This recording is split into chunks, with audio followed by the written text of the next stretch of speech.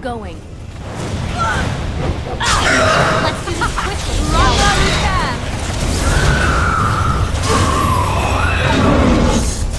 Let us end this!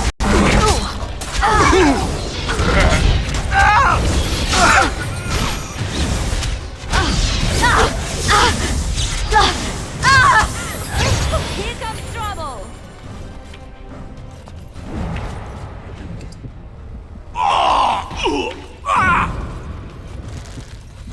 Oh, right!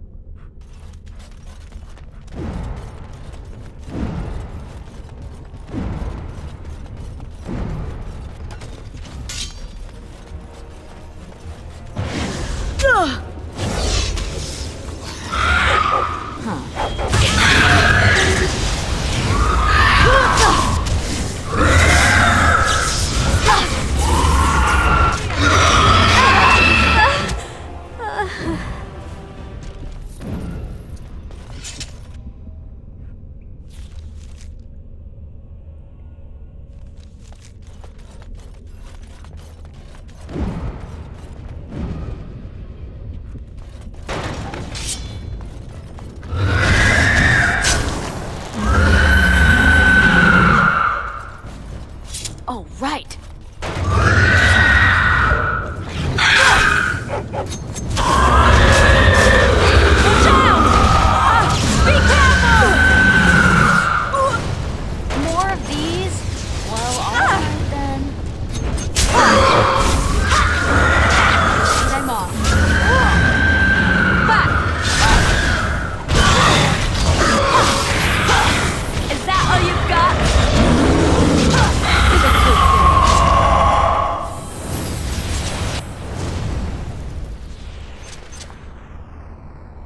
Of course.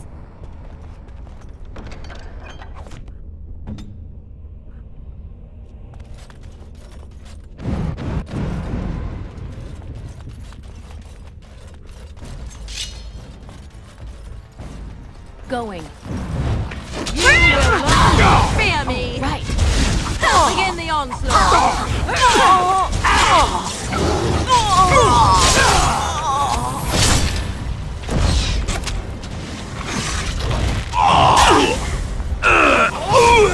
I never liked this part.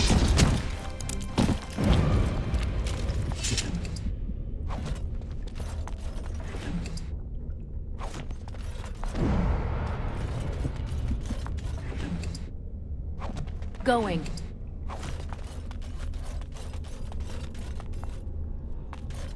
Navras was so jealous of Andraste's power that he betrayed her to the Imperium, which resulted in her death.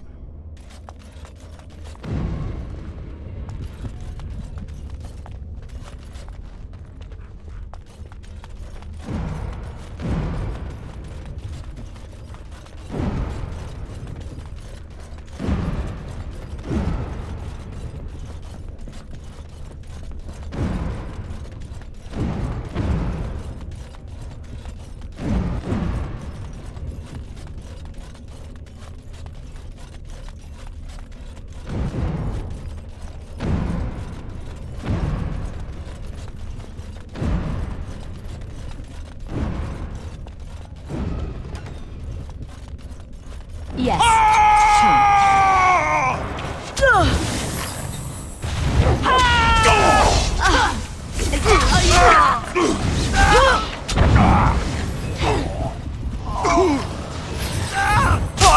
I'll try to be merciful.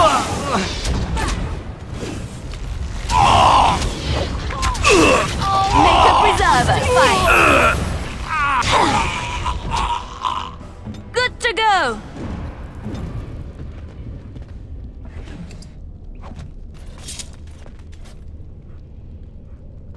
And I'm off.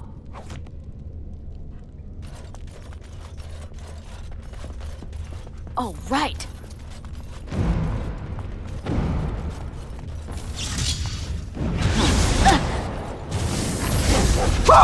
Not enough!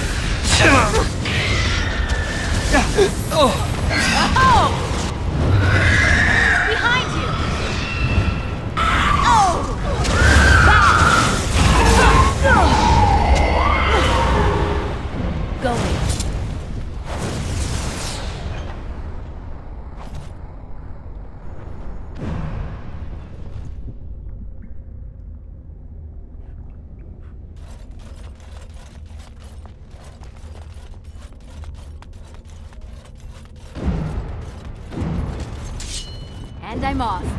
Drop. Right ahead.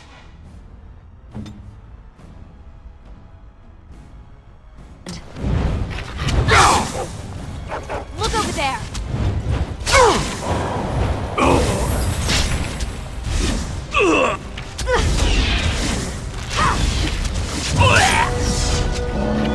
Take a breath. Saving the day. Too easy.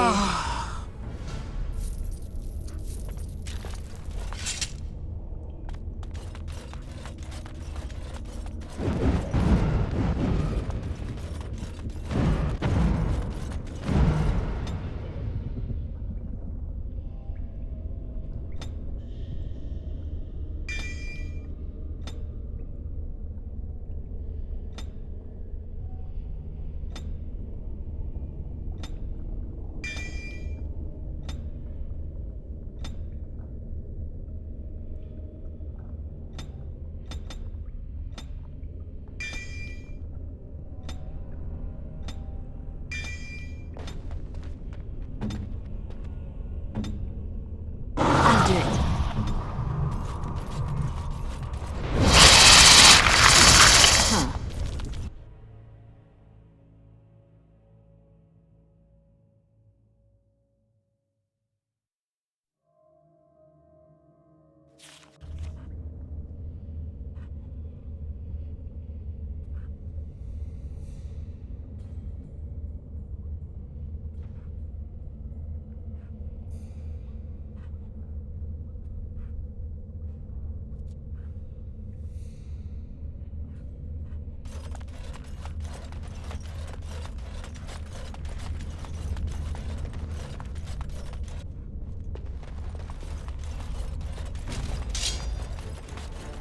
And I'm off.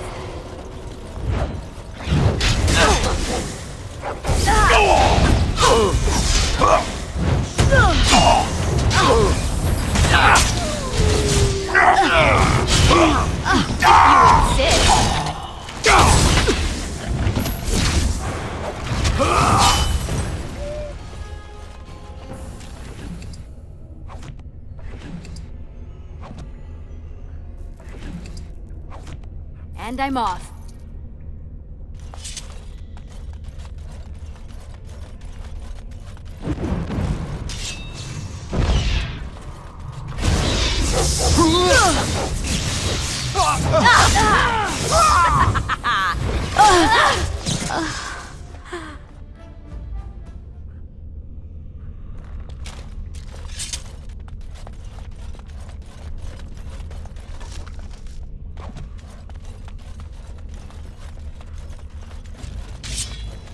Going.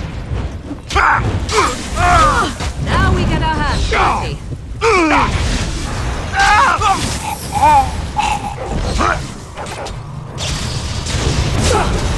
Whoops! I am your death! Oh, this should be good. And I'm off.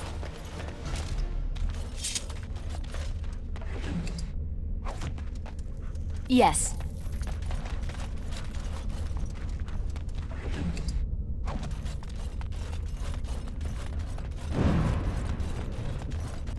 Trap right ahead. Yes! Trap right ahead. Me and you shall... Hey! Now this should be fun.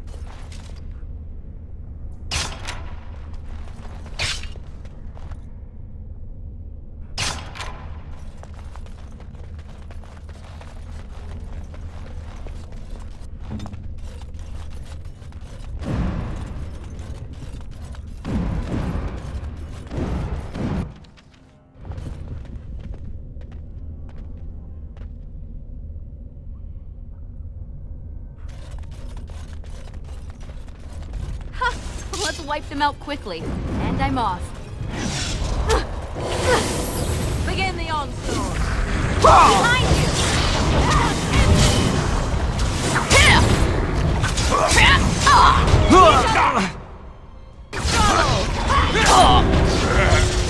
Aw, you want some?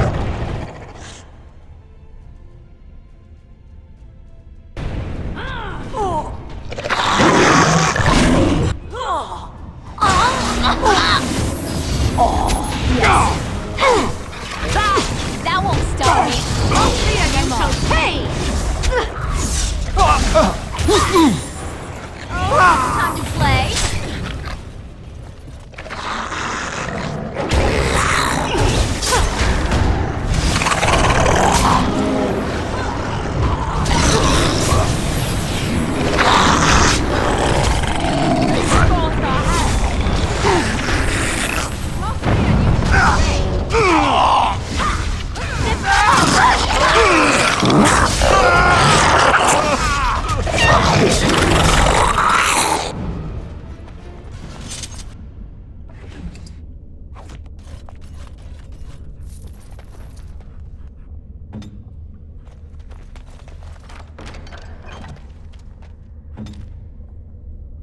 Oh, right.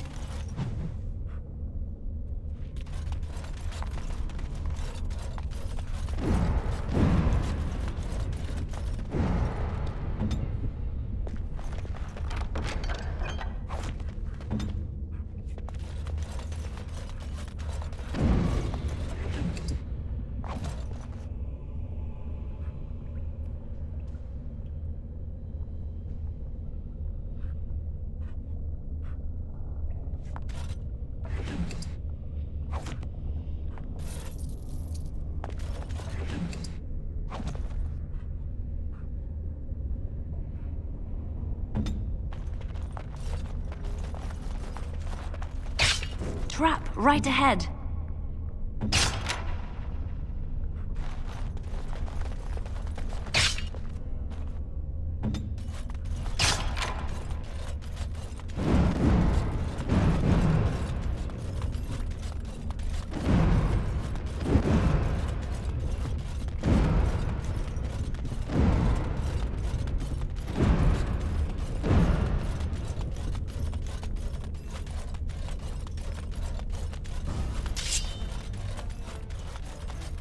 Going.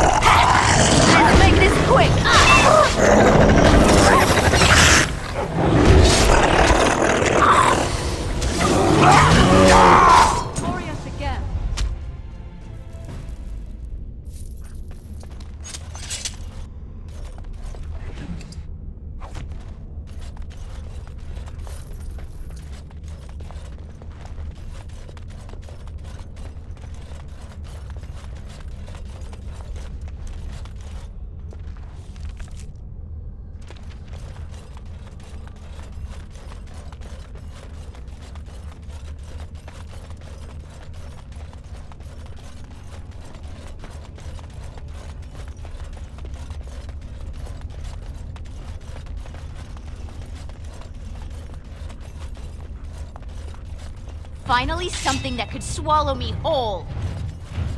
Huh. If you insist. Oh, this should be nice.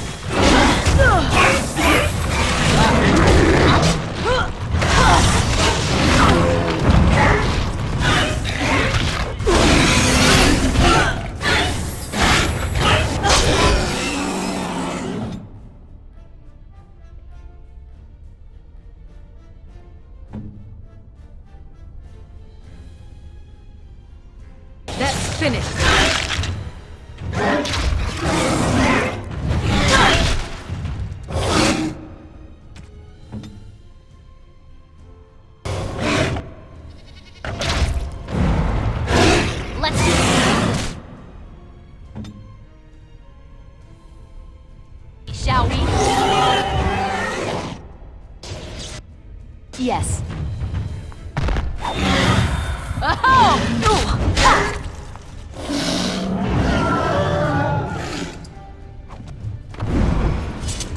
were more careful, that wouldn't happen.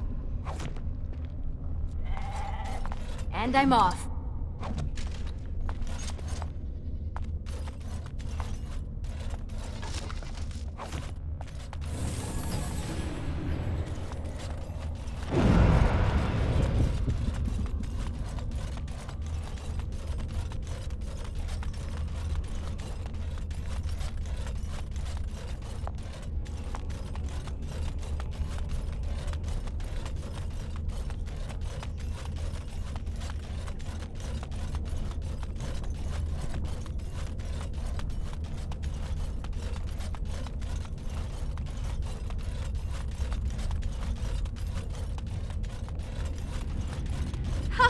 Let's wipe them out quickly.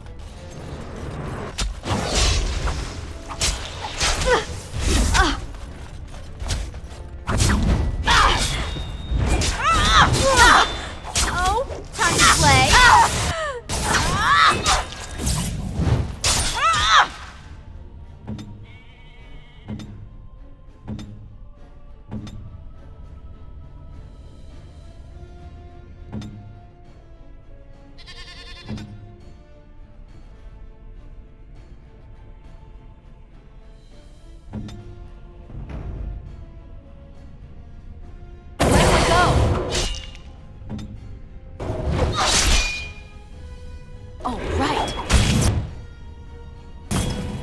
Anyone?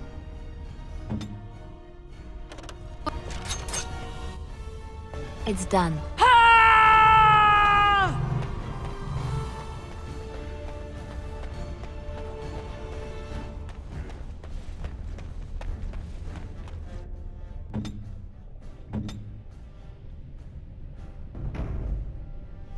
Saving the day.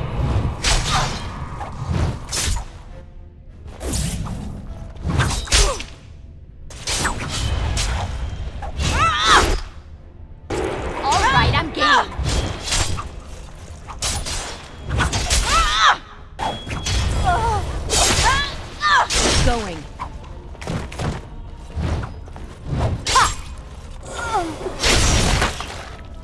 And I'm off.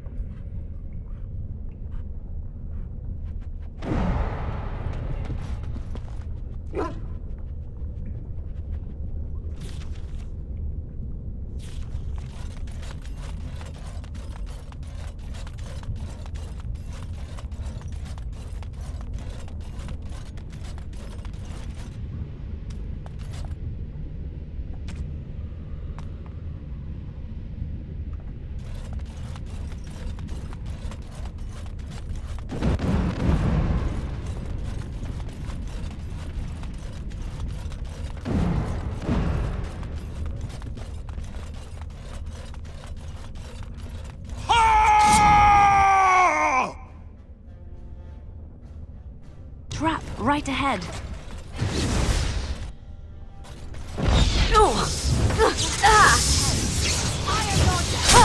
Look over there. Enough! I tried to be merciful. Yes. Your time to die.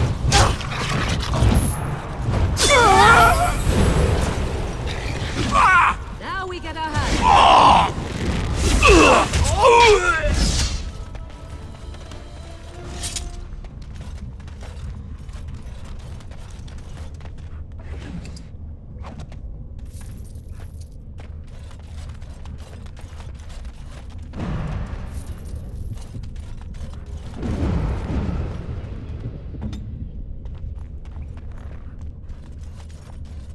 I'll do it.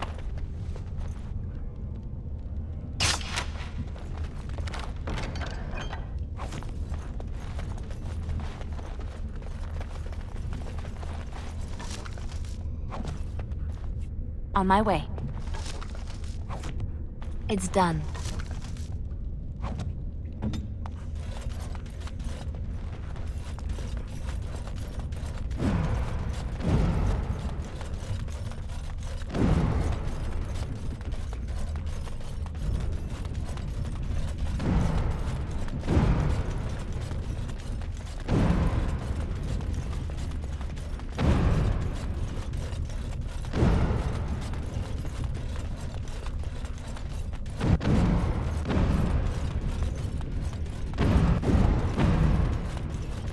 I believe we are headed up towards the surface of the mountains.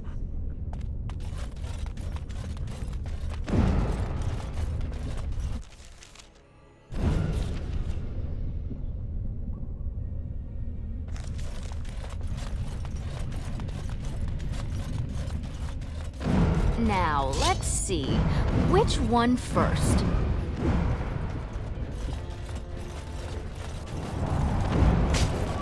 Right ahead.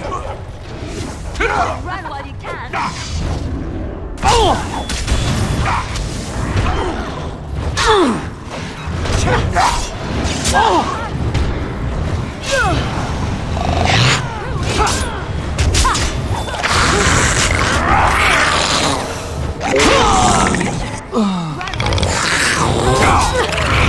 Make this quick!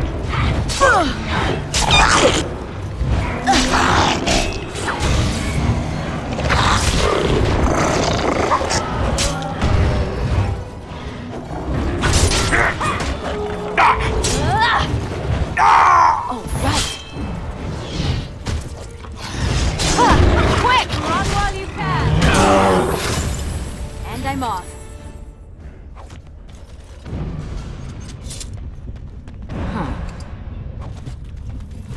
Going.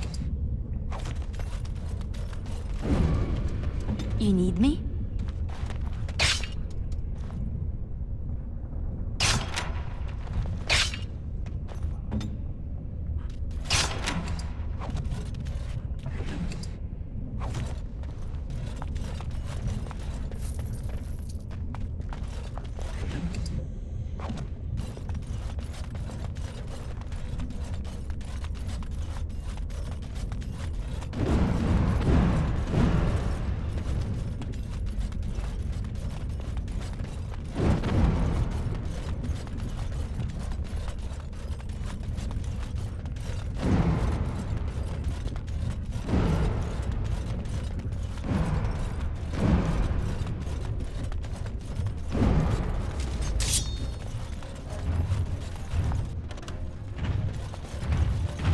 Too fast!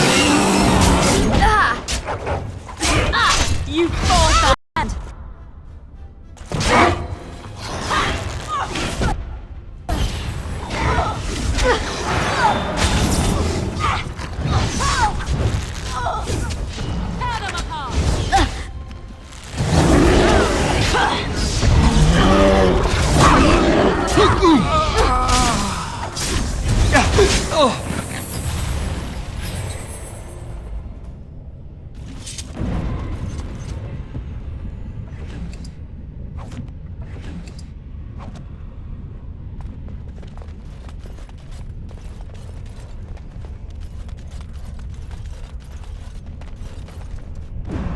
Huh.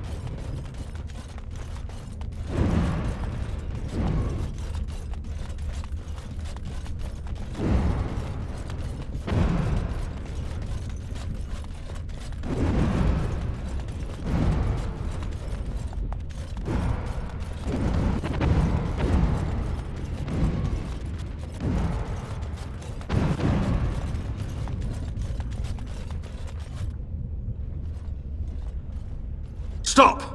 You will go no further! You have defiled our temple. You have spilled the blood of the faithful and slaughtered our young. No more! You will tell me now, intruder, why you have done all this. Why have you come here?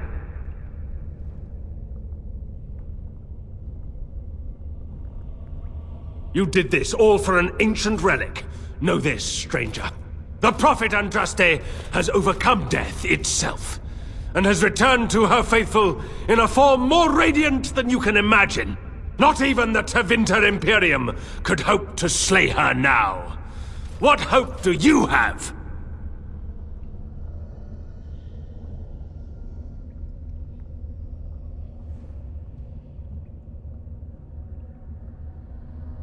They are still within this temple, but why do we need ashes when we serve the risen Andraste in all her glory?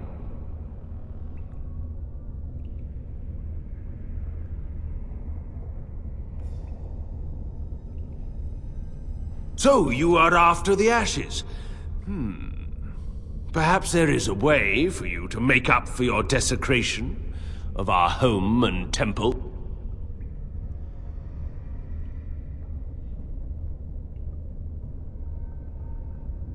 It may be because I believe in second chances. All of us stumble through the darkness before being found and shown the light. Perhaps, through Andraste's mercy, her greatest enemy will become her greatest champion.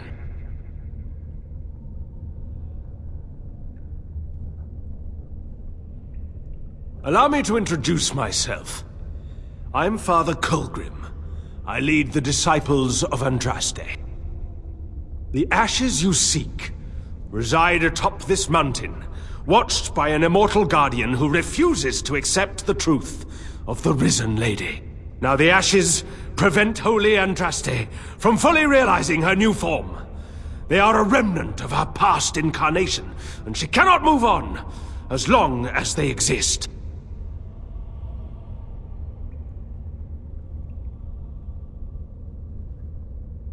I speak not of destruction. The beloved needs to reclaim the ashes, to make them her own again. All it would take is a drop of her blood.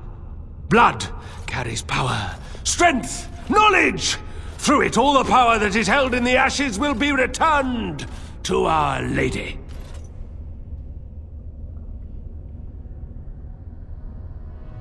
The Guardian has foiled all our attempts to reach the urn. He keeps what power remains from the true Andraste. He knows the disciples, and we cannot touch him, for he draws his strength from the ashes themselves. But you could deliver Our Lady what is rightfully hers. What is this talk of blood and power? And he thinks Andraste is reborn. It is preposterous. I do not like this. The rewards for performing such a service would be great indeed.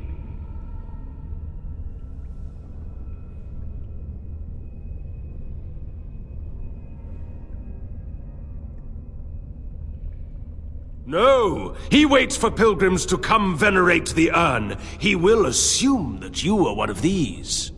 The task is simple.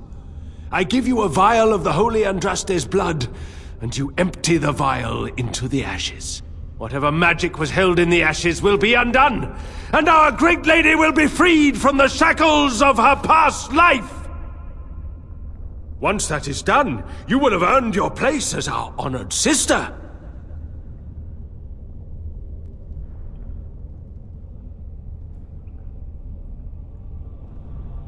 You only need a small pinch for that.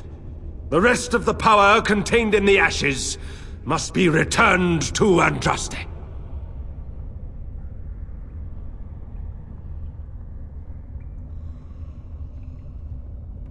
The rewards will be great. You will share in Andraste's power and be blessed as one of her own.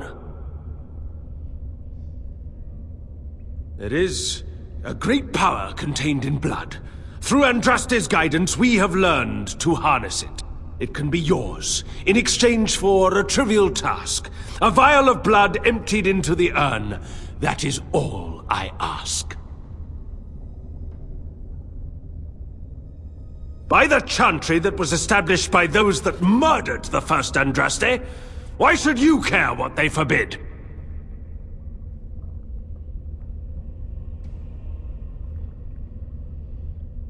Then we cannot allow you to leave here. To arms, my brethren! Andraste will grant us victory!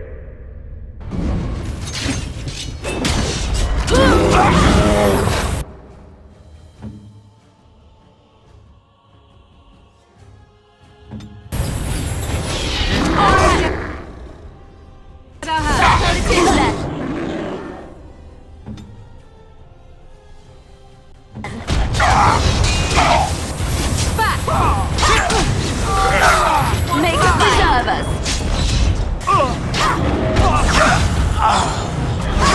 I tried to be merciful! Anyone got a spare second wind?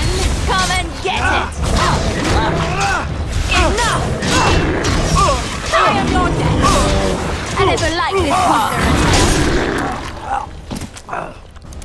And I'm off. Huh.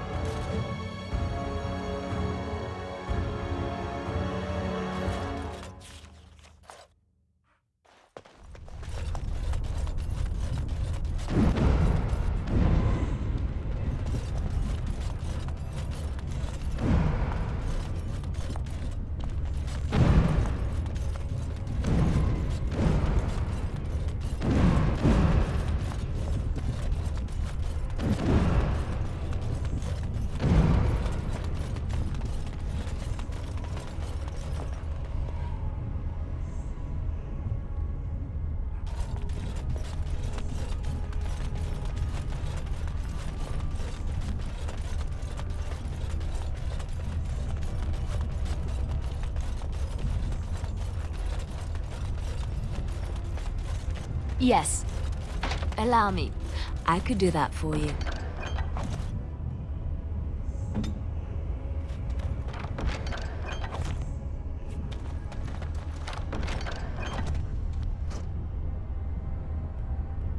I shall.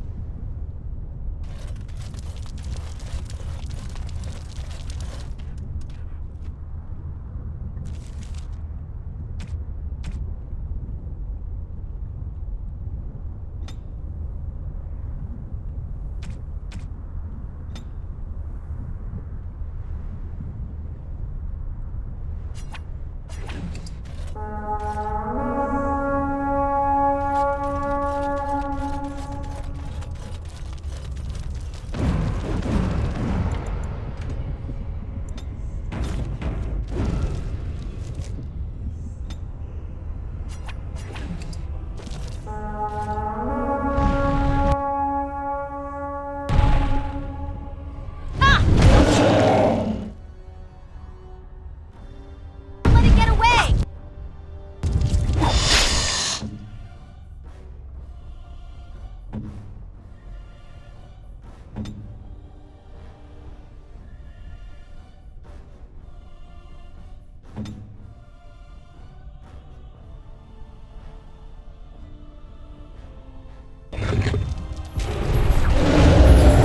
be it.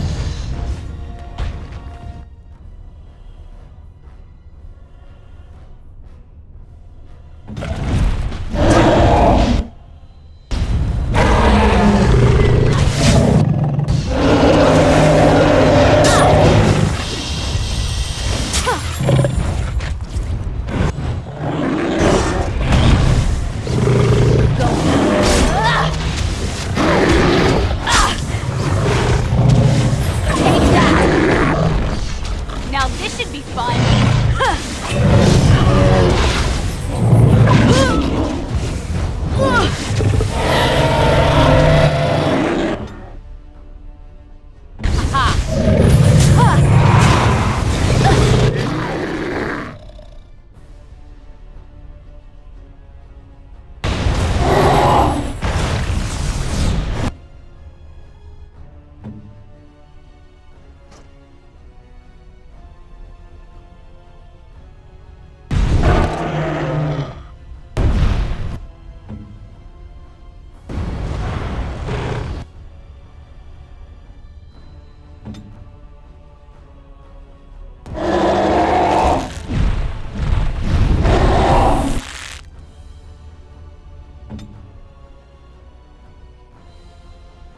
Ready!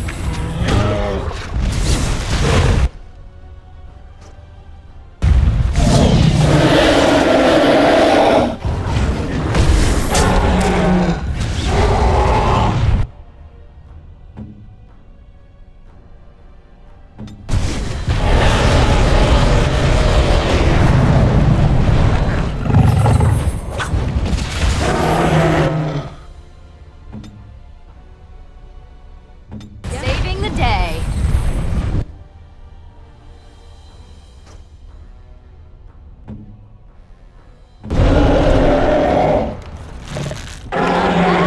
Not bad. Not at all. Ah!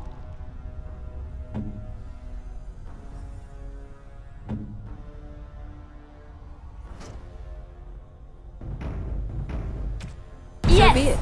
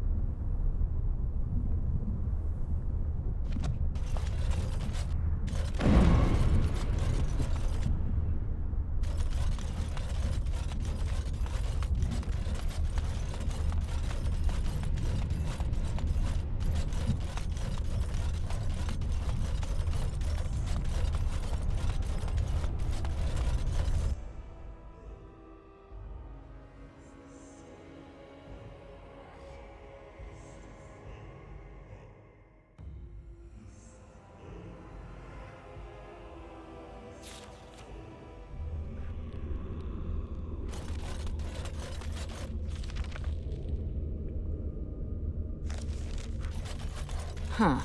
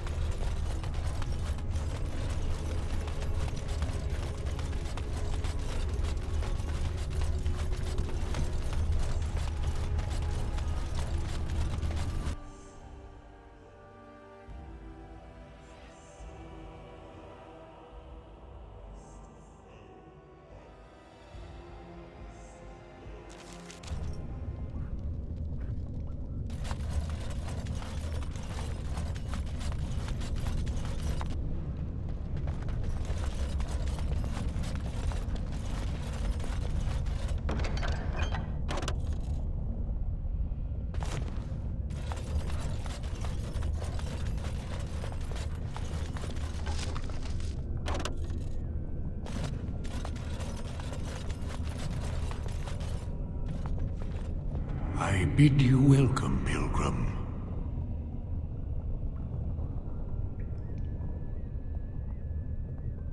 Yes, I am the Guardian of the Ashes. I have waited years for this. No one can take the ashes.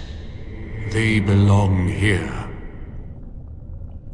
It has been my duty, my life, to protect the urn and prepare the way for the faithful who come to revere Andraste. For years beyond counting have I been here, and shall I remain until my task is done and the Imperium has crumbled into the sea.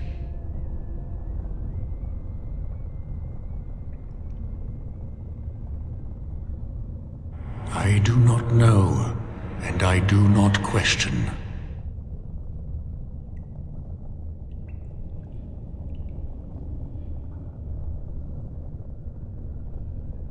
Colgrim knows not of what he speaks. His heart is laced with poison, and he has led many astray. When my brethren and I carried Andraste from Tevinter to this sanctuary, we vowed to forever revere her memory and guard her. I have watched generations of my brethren take up the mantle of their fathers. For centuries they did this, unwavering, joyful in their appointed task. But now they have lost their way. They have forgotten Andraste and their promise.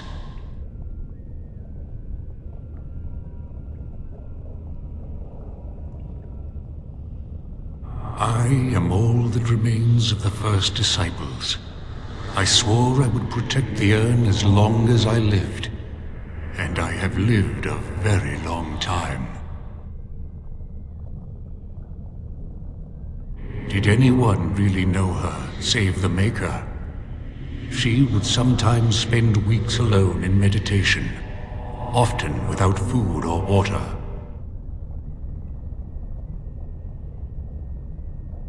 I made a vow to Andraste and to the Maker. My life is tied to the ashes. As long as they remain, so will I. You already know that the urn contains the remains of the prophet Andraste. What else is there to tell?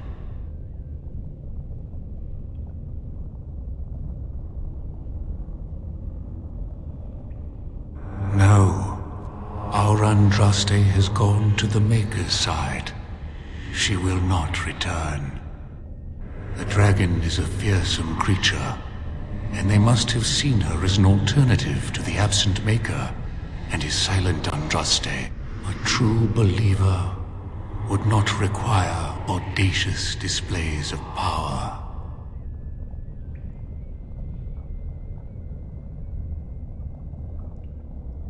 It began man with an ancestor of the one known as Colgrim. He saw himself as a new prophet, preaching the rebirth. Some disagreed with him. I heard their cries of pain and loss, which were quickly silenced. When my brethren and I carried Andraste from Tevinter to this sanctuary, we vowed to forever revere her memory and guard her. I have watched generations of my brethren take up the mantle of their fathers. For centuries they did this, unwavering, joyful in their appointed task. But now they have lost their way. They have forgotten Andraste and their promise.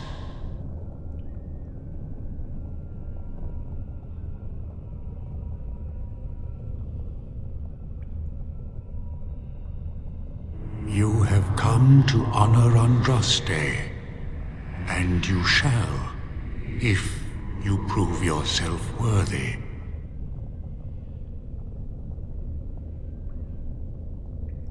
Still, you must prove yourself worthy. It is not my place to decide your worthiness. The gauntlet does that. If you are found worthy, you will see the urn and be allowed to take a small pinch of the ashes for yourself. If not...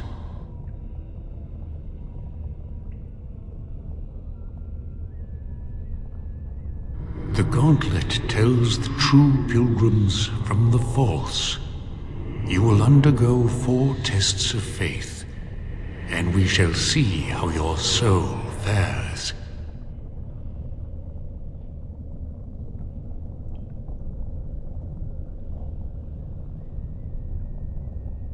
You will understand what it is when you face it.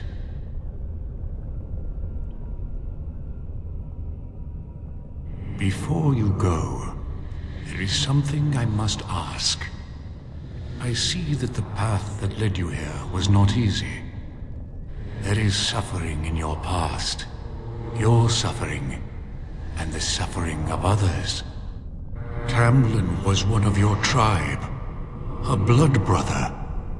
You left him in the ruins, left him to his fate. Tell me, Pilgrim, did you fail Tamlin?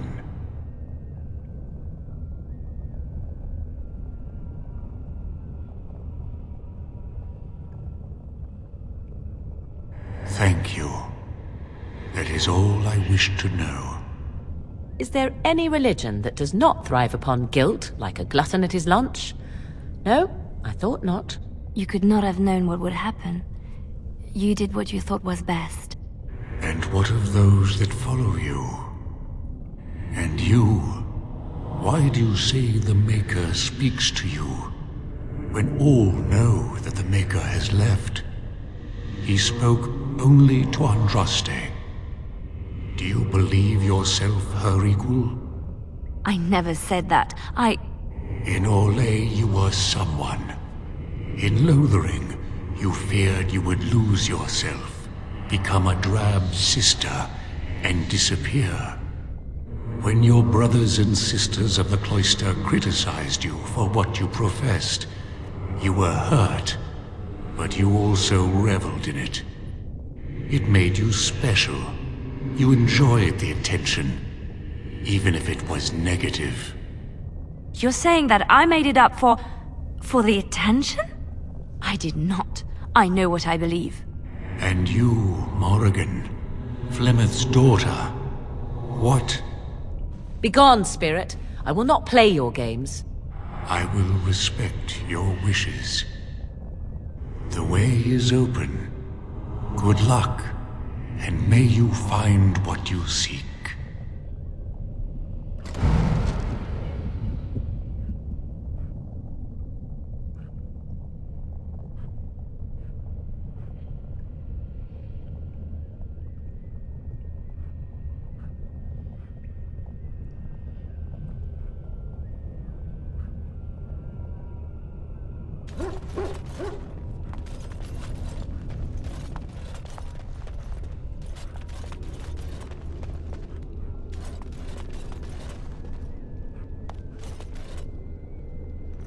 Echoes from a shadow realm, whispers of things yet to come. Thought's strange sister dwells in night, is swept away by dawning light. Of what do I speak? A dream came upon me as my daughter slumbered beneath my heart. It told of her life, and of her betrayal and death. I am sorrow and regret. I am a mother weeping bitter tears for a daughter she could not save.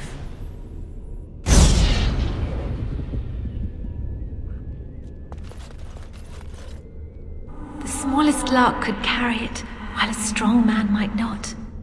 Of what do I speak?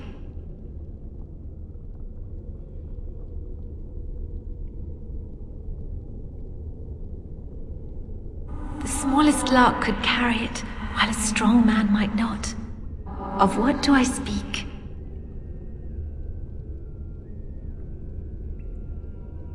Yes, I was Andraste's dearest friend in childhood, and always we would sing.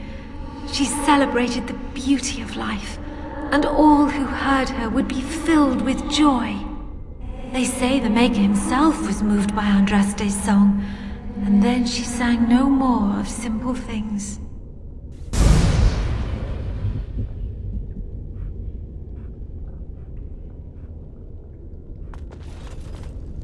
An eye for an eye, a tooth for a tooth. The debt of blood must be paid in full. Of what do I speak?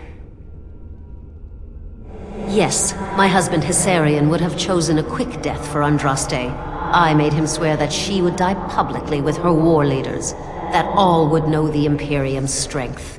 I am justice. I am vengeance. Blood can only be repaid in blood.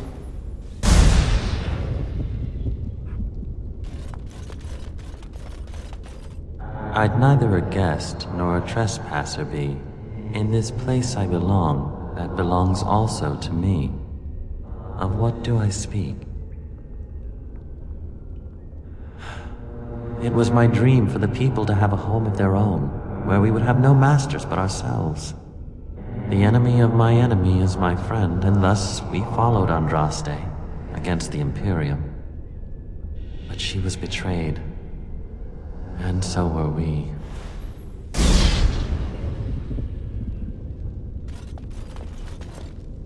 A poison of the soul, passion's cruel counterpart.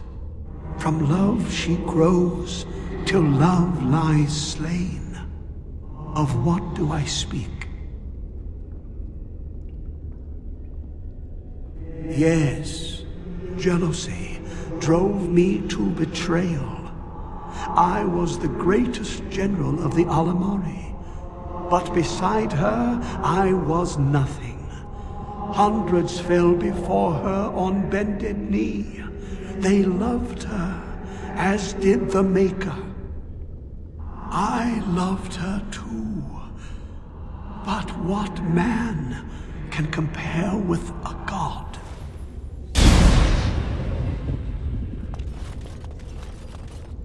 The bones of the world stretched towards the sky's embrace, veiled in white, like a bride greeting her groom. Of what do I speak? Yes. I carried Andraste's ashes out of Tevinter into the mountains to the east, where she could gaze ever into her Maker's sky. No more fitting a tomb than this could we find.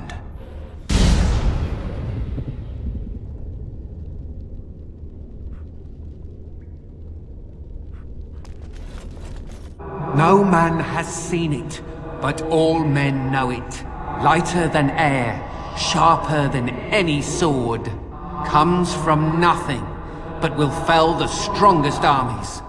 Of what do I speak?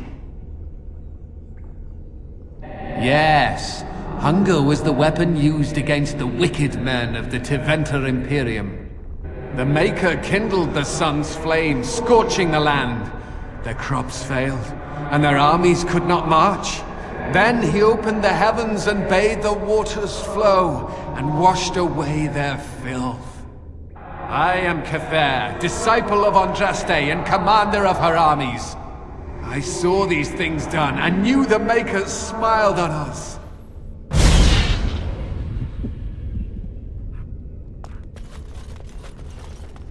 She wields the broken sword, and separates true kings from tyrants. Of what do I speak?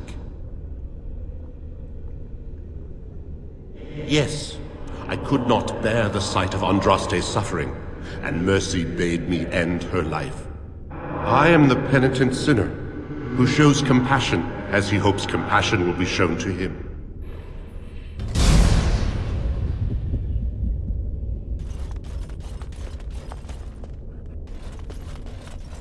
It's so cold here, sister.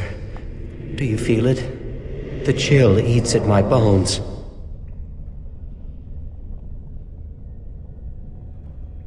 You think, this cannot be Tamlin? Tamlin is gone. He is only footsteps in the dust. I am Tamlin, and yet I am not. I am part of the Gauntlet, and part of you.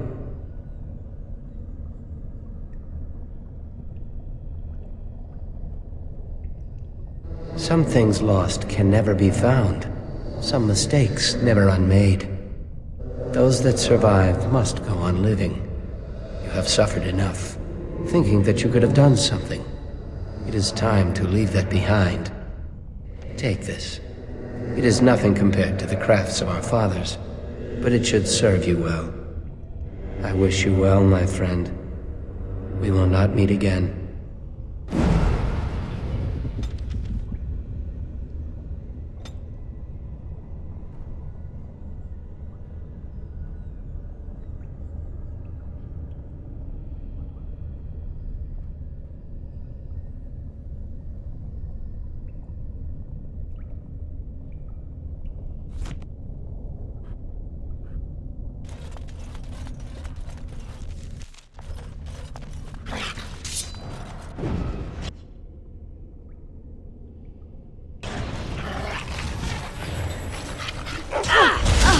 How amusing! Oh, I cannot concentrate.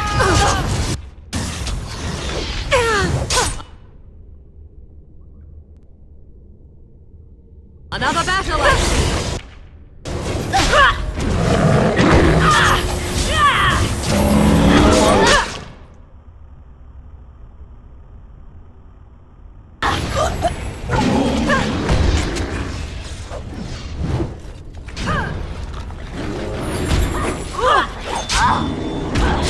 Here comes trouble! I am your death! You will learn to fear me!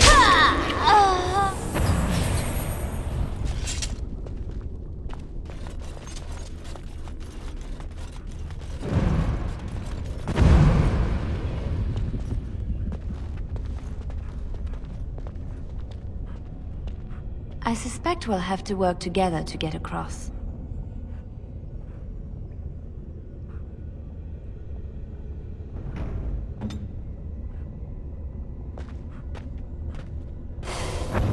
What good is an incorporeal bridge?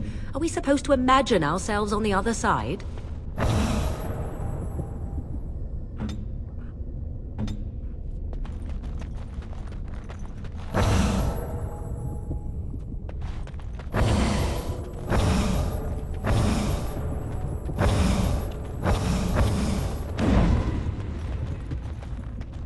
These are like stepping stones, aren't they? We have to take them one at a time to get across.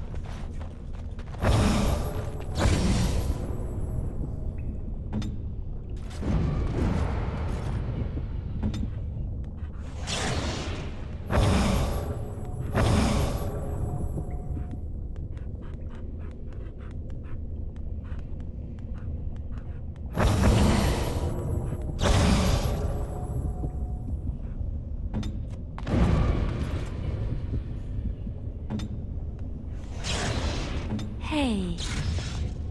Tell me.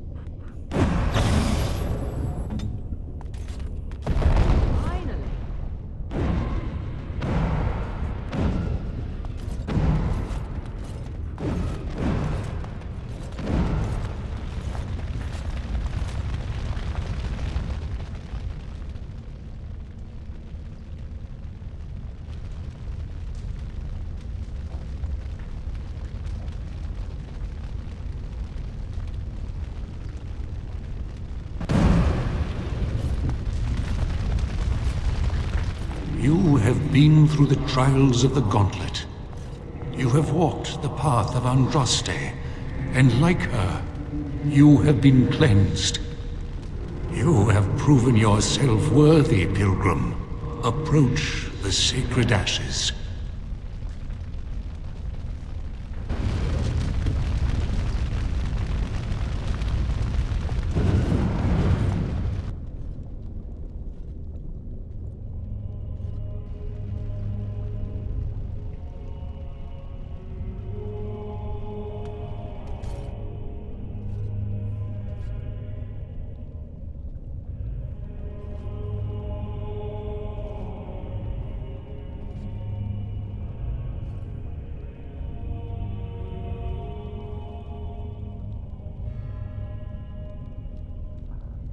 I never dreamed I would ever lay my eyes on the urn of sacred ashes. I have no words to express. I stand in awe. Really.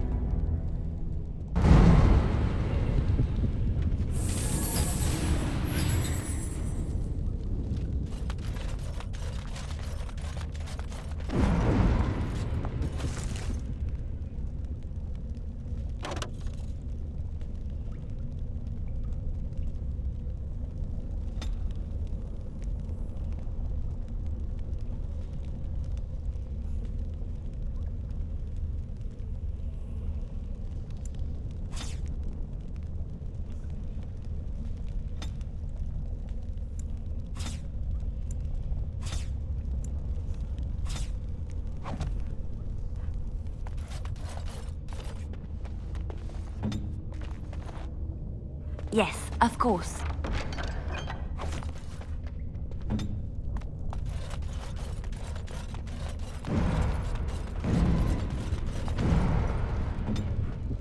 I shall.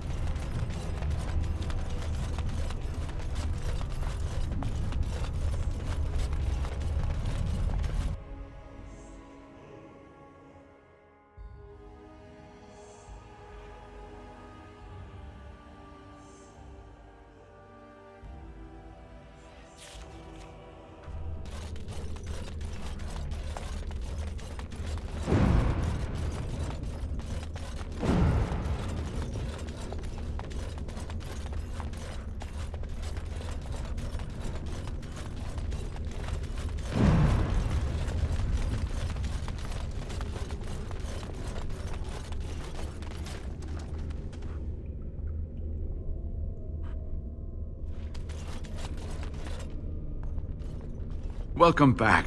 You were gone for quite some time. Well, did you find it?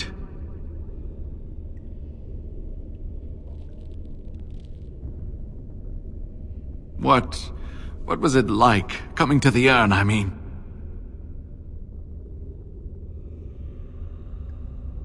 Tests? Interesting. Very interesting. Perhaps my research will not seem so much like blasphemy to the Chantry now. We must organize an expedition. There is so much history here, it must be studied. And pilgrims should be allowed to come to the urn.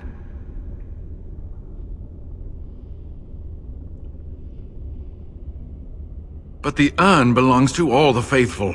How can you deny this to them? No, we must share it. I agree. We cannot withhold this from others. It is not our place. Yes, share it. Spread the word and more will come under the Chantry's power. Is this not what you want?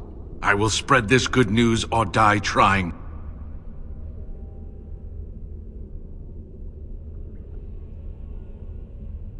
I must return home. I have much to do. If you ever find yourself in Denerim, please visit me.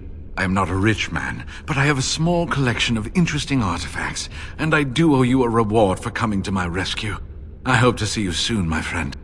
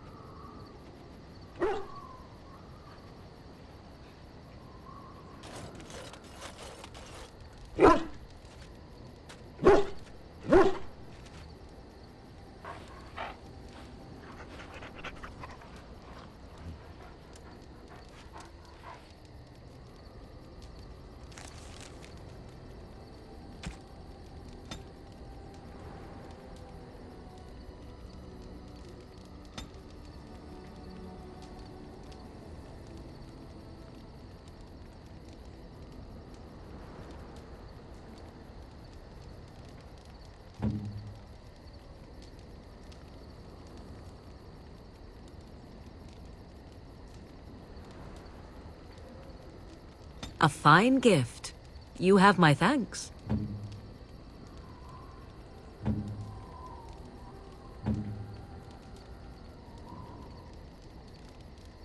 That looks fine indeed.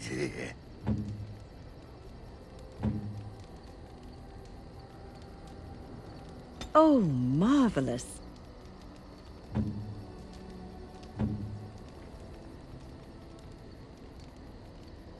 Is that for me? Really? Wow! Wow! That smell. This is uneven leather, isn't it? I would know that anywhere. I don't know how you found it, but thank you. Now, if only you could find me a prostitute or two, a bowl of fish chowder, and a corrupt politician, I'd really feel like I was home. And they fit as well. Marvelous!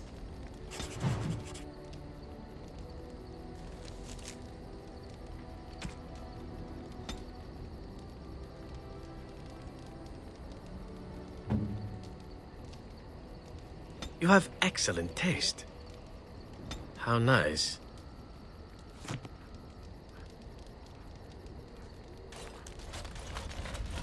I've a question, if I may. Well, here's the thing. I swore an oath to serve you, yes? And I understand the quest you're on, and this is all very fine and well. My question pertains to what you intend to do with me once this business is over with, as a point of curiosity.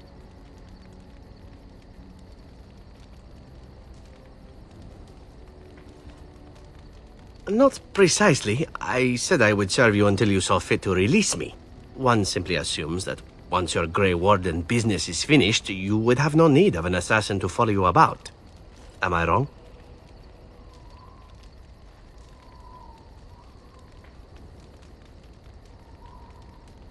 Indeed. I might even be glad to call myself such, come to think of it. It is good to know what my options might be, but that is for another time. For now, we have much to do, yes?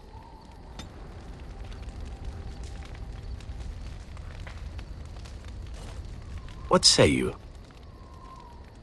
By all means. My adventures? I'm hardly an old man just returned from across the ocean, am I? Should I shake my fist at nearby children while I talk about the good old days? Falling down a flight of stairs is an adventure. Falling into someone's bed, also an adventure. I am assuming what you're looking for are professional anecdotes. Let's see, my second mission ever for the Crows was a bit intriguing. I was sent to kill a mage who had been meddling in politics.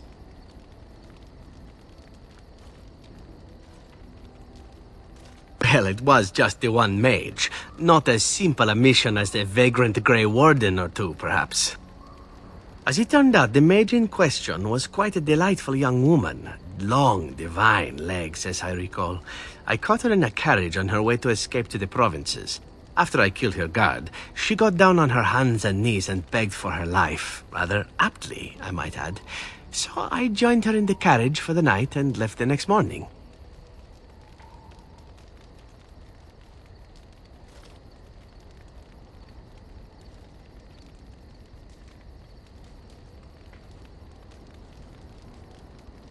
Well, yes, twice, actually.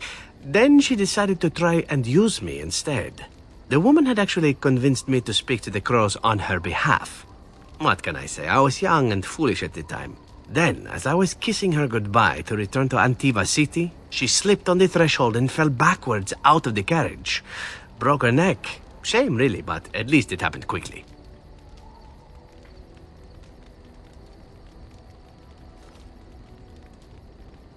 Not actually, no. I was a bit unimpressed by the development at first. Then I found out that she had told the driver to take her to Janellen instead. She had planned to lose me in the provinces. I would have looked very foolish to the Crows. As it was, my master was very impressed that I had done such a fine job of making it look like an accident. The Circle of Magi was unaware of foul play, and everyone was happier all around. I suppose, but she was dead. She didn't need to be happy. It was after that when I learned that one needn't let a pretty face go to your head. Professionalism was key. That's my moral of the day, you see. Without a doubt. But a certain coldness is called for, no?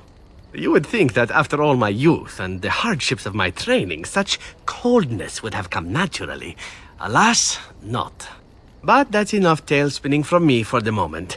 Talking about the mage has made me a bit nostalgic, I'm afraid. Ah, the good old days. What say you? By all means. Again? Well now, what might interest you, I wonder? Shall I describe the stages involved with Lanthrax poisoning? I watched a man go through all 7 once. No, I'll not inflict that upon you just yet. Let's see, how about the largest battle I ever took part in? That would have been the slaughter of Prince Azrin. Did you hear of that down in these parts? Me? Not personally, but I did take part in the attack. Prince Azrin was 4th in line to the throne, you see. He started off as 11th, but worked his way up the old-fashioned method by inheriting control of an entire Crocel from his grandfather. After assassinating his way through the royal family, the king hired 3 other cells to take down Prince Azrin once and for all. I was in one of those cells. Antivan royalty is very much bound up in the Crows. You wouldn't want it run by a bunch of commoners, after all, would you? And this means they get involved in politics quite often. This particular fight nearly bankrupted the nation, I understand. It almost ended up putting a crow on the throne, a commoner. But that's a whole different story. I played a very small part.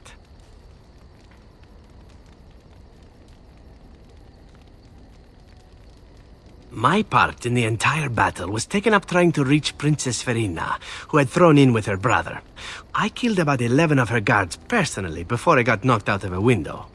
I landed in the river and nearly drowned. I was fished out by some urchins who robbed me blind. Made off with my boots, too. At least they didn't cut my throat. And that was my part in history.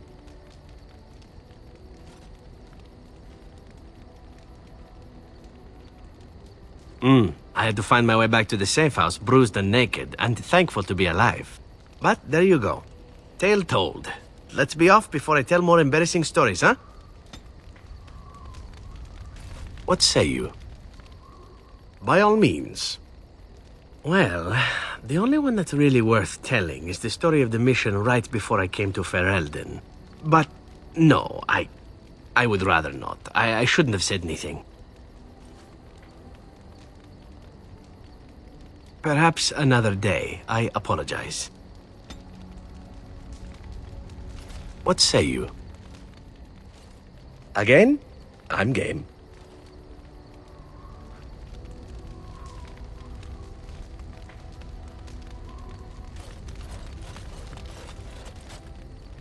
What's on your mind?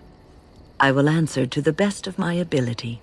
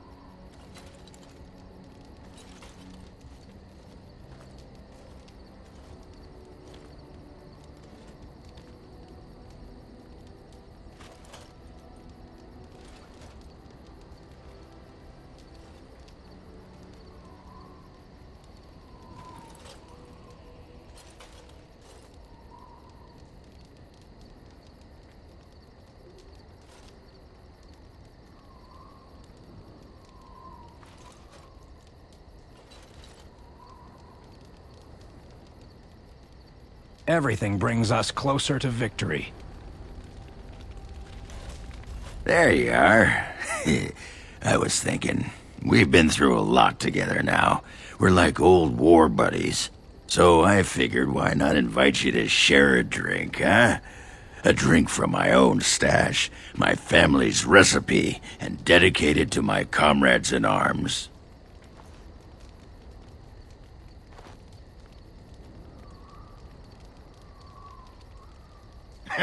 Yes! The Warden steps up!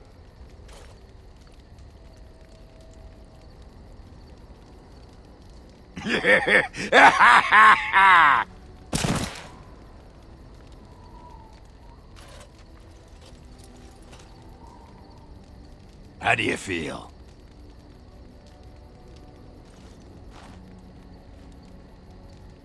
Oh no, the rest is for me. You'd need to do something really unspeakable to get into the rest of my stash. I just wanted to tell you, after all we've been through, you're like family to me. Closest thing I've had in years.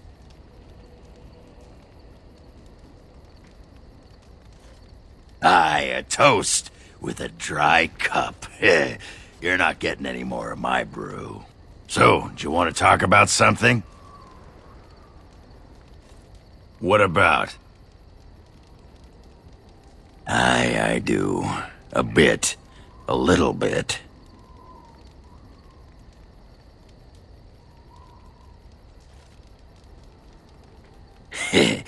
I guess we're all a bunch of whimpering softies in the end.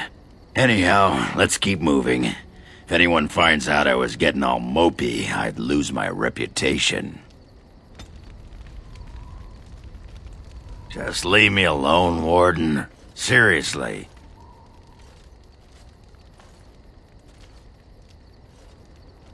I don't know. I guess we're pretty good friends now, right? I just keep thinking about all that slag with Bronca. How I've turned out. I always said I was this way because she left, but I think maybe she left because of how I am.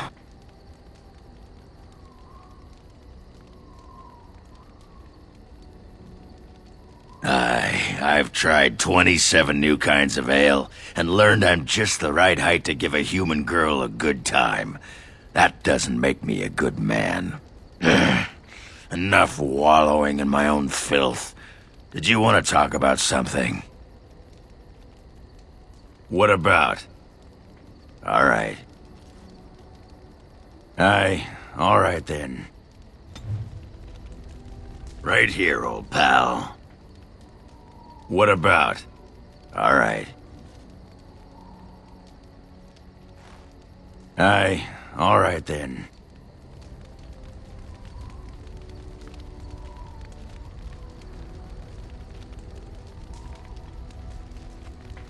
Do you remember our discussion? About Marjolaine and me, and my doubts about my path. I just wanted to tell you that I thought about what you told me, and you were right. Despite what Marjolaine says, I am not like her. I know that now. I've found peace in knowing the Maker, and nothing will change that. I followed you to make the world a better place, and as long as I keep that in mind, I will not fall. Sometimes, it takes another to show us the truths we hide from ourselves.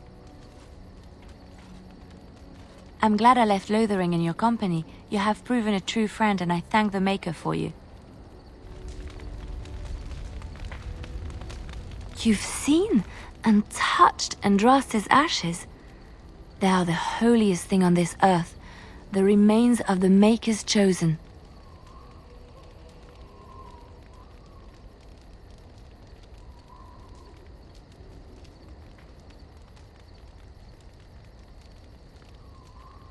Maybe it is belief and faith that imbues them with their power, or just maybe Andraste really was blessed by him. I do not know if I am worthy to look upon her.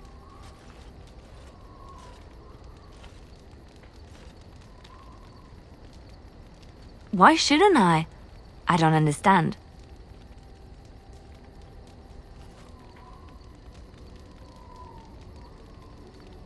Always see what you're asking. If the Maker has not truly abandoned us, why would Andraste need to intercede with the Maker on our behalf? I have never thought of this. I revere her because she's the Maker's divine bride. I do not have any other explanation.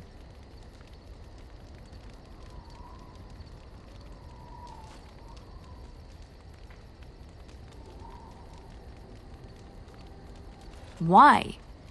If the Maker has not abandoned us, does that make it necessarily true that Andraste was nothing?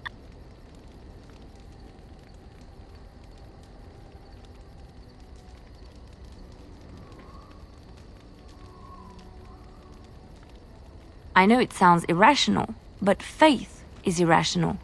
If we knew the truth, it would be fact and irrefutable. But we do not, so all we can do is believe.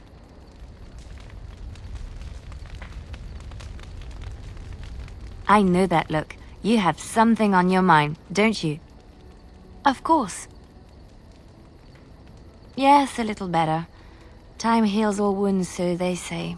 Scars remain, but they are just colors in the painting that is my life, no?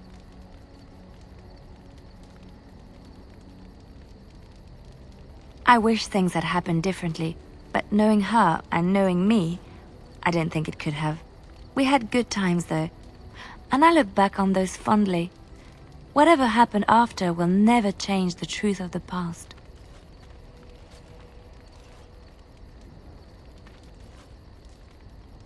Yes, once, a long time ago. She was a worldly woman and there was so much she knew and was willing to share with me. I would have done anything for her once.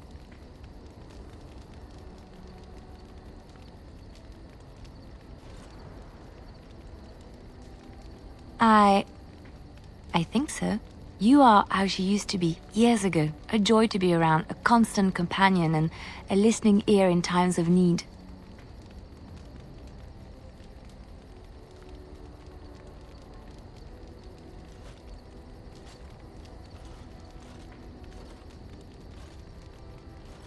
Yes, I know that. I don't think you would ever do what she did to me. I have never regretted leaving Orlais. I do not regret any of the pain, the anger, the loneliness, because it brought me to you. And I love you. It's so wonderful to say that to someone again. But people are starting to look at me strangely. We will speak of this again, I promise. I enjoy the nights at camp. The night always seems more peaceful to me, safer.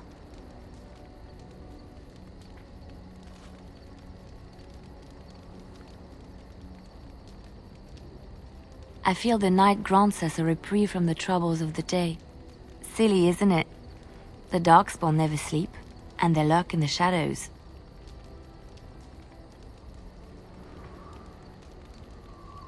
I enjoy those nights when we stand guard together, talking to pass the time in those small hours. Well, I talk and you listen mostly. Sometimes I succumb and fall asleep and wake to find you still watchful, and I know you're watching out for me.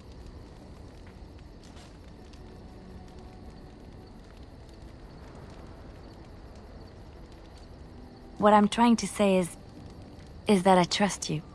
I'm comfortable around you. I know you'll be there when I need you.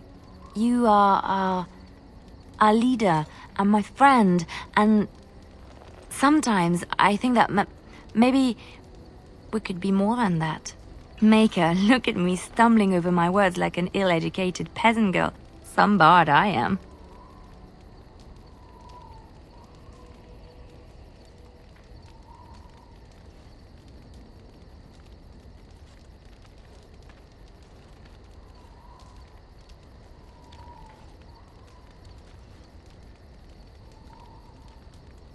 There isn't much more I can say.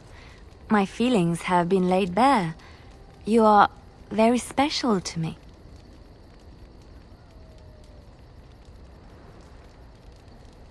Friends? Right, friends. I see. Well, I mean... I can't imagine why we wouldn't stay friends.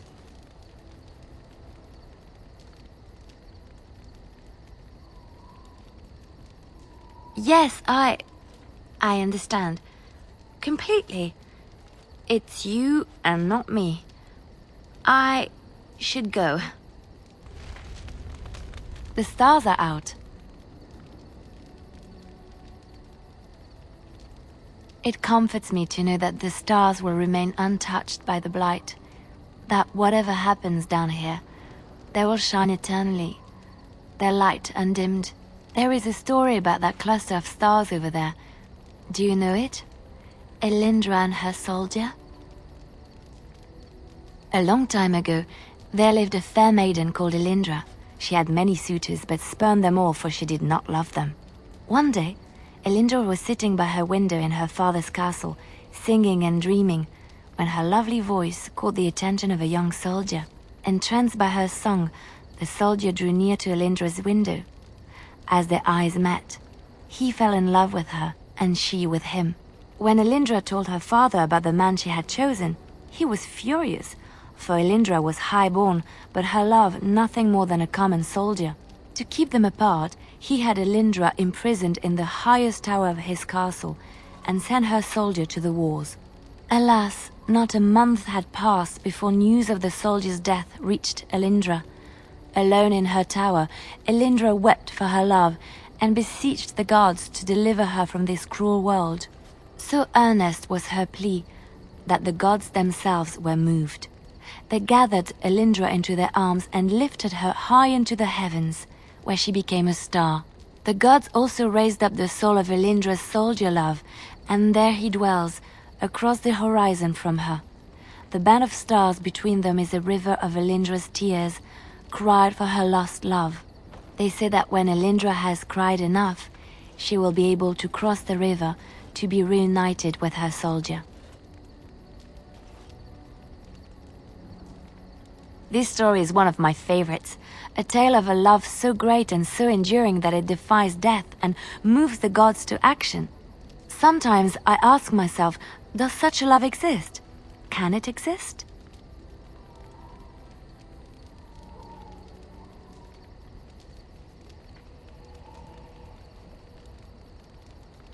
I never expected you to say that. It is a pleasant surprise. I have to say there is a certain severity to you. Finding a person behind that all is nice.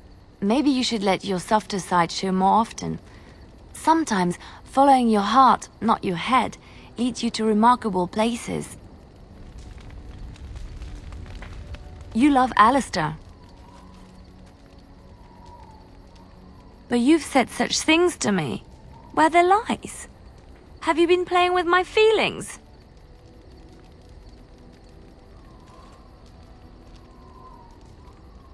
What about Alistair then? What are you doing to him? He adores you.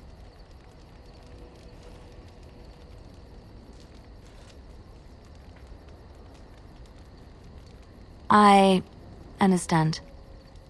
I love you both, and I'm happy for you. And I will always be here if you need me, my friend.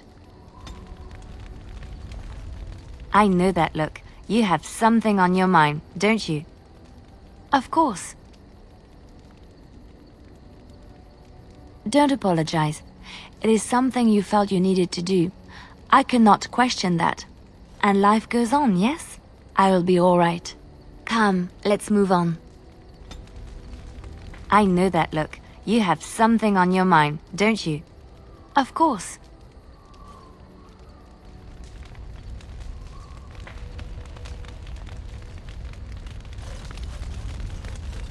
Your desire is my command. Of course.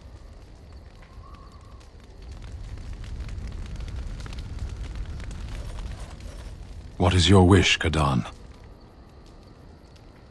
I am hardly surprised. Very well. Speak, then. Then I suggest we move on. As you wish.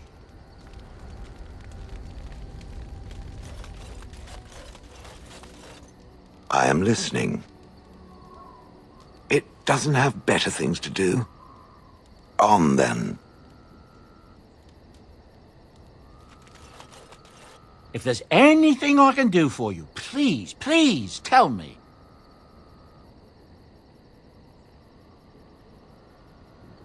There's been another battle. A bunch of Benorn met Loghain at Lacus Valley, and from the sound of it, the Benorn outnumbered them. Tyrone Loghain is a force to be reckoned with, though. Just ask the old legions. I hear the Benorn were routed. It's a convincing victory for the throne. I wonder if that will settle the issue now. But somehow I have my doubts. That's what I've heard on the road, anyhow. Take it for what it is. Of all the strange news, everyone is talking about some brother in Denerim claiming that the urn of sacred ashes has been found. Actually found. I understand the Chantry is a bit skeptical and probably won't get a chance to deal with the brother's claim until after the war has ended. But it's incredible even so, don't you think? That's what I've heard on the road, anyhow. Take it for what it is. I don't know what to tell you. Nothing I can think of at the moment. If there's anything I can do for you, please tell me. I'm sure you'll be pleased with the goods my boy and I have collected, and with your discount.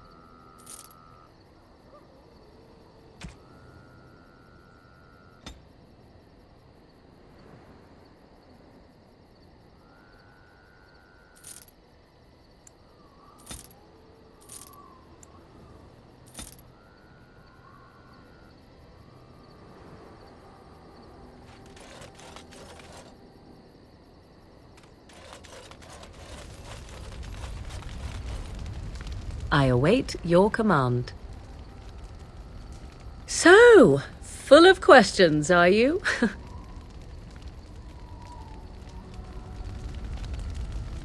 Huh.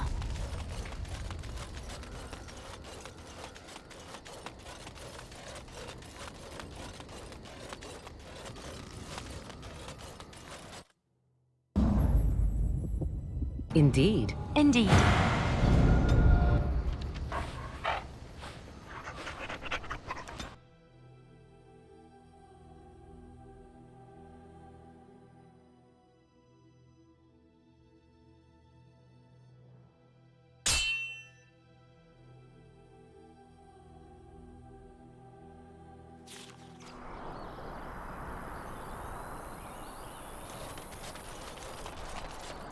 You have coin, stranger?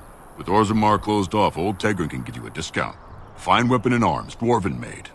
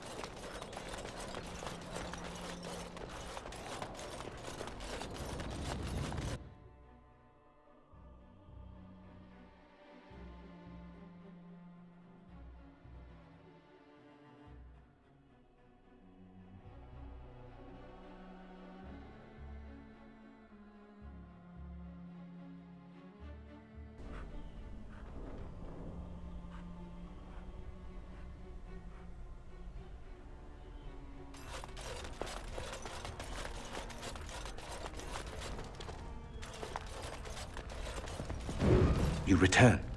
Might you have news? Unchanged, I'm afraid. We've tried more magical healing, but nothing works. As time passes, I become more and more convinced the urn might be our only hope. You have? Wonderful.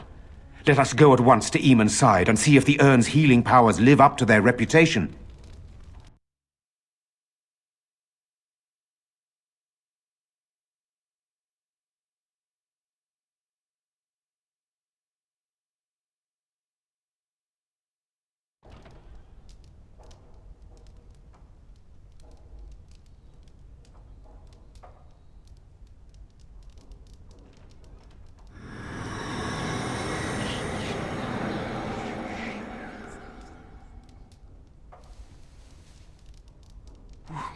Where am I? Be calm, brother. You have been deathly ill for a very long time. Do you remember nothing? Tegan? What are you doing here? Where is Isolde? I am here, my husband. And Connor? Where is my boy? Where is our son? He lives, though many others are dead. There is much to tell you, husband. Dead? Then it was not a dream. Much has happened since you fell ill, brother. Some of it will not be easy for you to hear. Then tell me. I wish to hear all of it.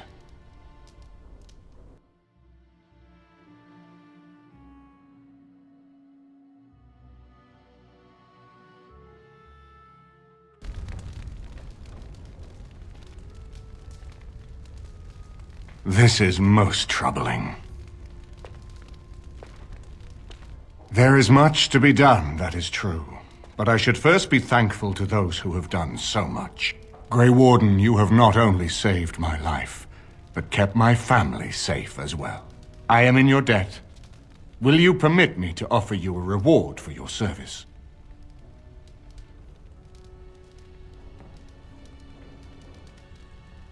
I understand, but regardless of your motivations, I feel you are worthy of a reward. I would like to honor your efforts, nothing more. Then allow me to declare you and those traveling with you champions of Redcliffe. You will always be a welcome guest within these halls. And for you, Warden, a shield of the same make as those that have been given to our finest knights.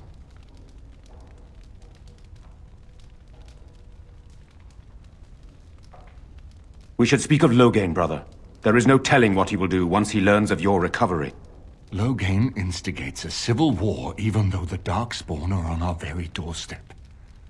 Long I have known him. He is a sensible man, one who never desired power. I was there when he announced he was taking control of the throne, Eamon. He is mad with ambition, I tell you. Mad indeed. Mad enough to kill Kaelan, to attempt to kill myself and destroy my lands. Whatever happened to him, Loghain must be stopped. What's more, we can scarce afford to fight this war to its bitter end.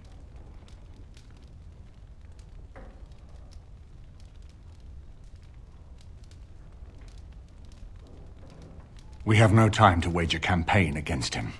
Someone must surrender if Ferelden is to have any chance at fighting the Darkspawn.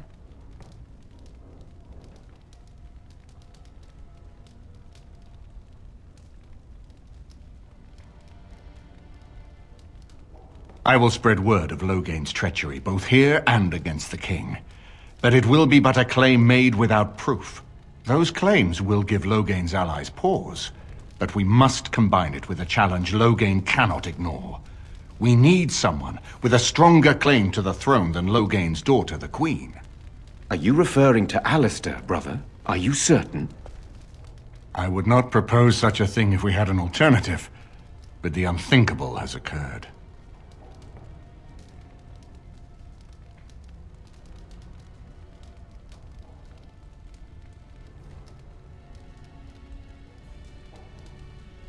You don't know? I meant to tell you when we were approaching Redcliffe, but, Alistair is King Merrick's illegitimate son. He is Kaelan's half-brother and has a claim to Ferelden's throne.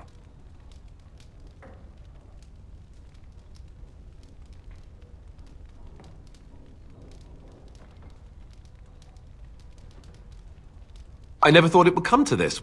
When Kaelan got married, everyone thought it was best to just have me step aside. It was a relief, actually. I don't want to be king. I never did. Even when Kaelan died, I guess I hoped that something else would present itself. You have a responsibility, Alistair. Without you, Loghain wins. I would have to support him for the sake of Ferelden. Is that what you want? But I... No, my lord. I see only one way to proceed. I will call for a landsmeet.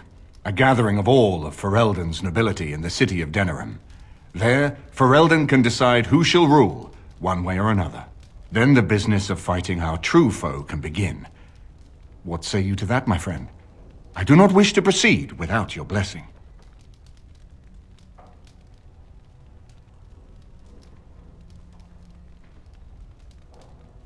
None of this would be possible without you. You led Alistair here. You saved my life with the urn of sacred ashes. It's your lead I follow. I am a credible enough figure in this nation to call the landsmeet, but I hold no illusions that I could face Loghain without you. Surely you see that.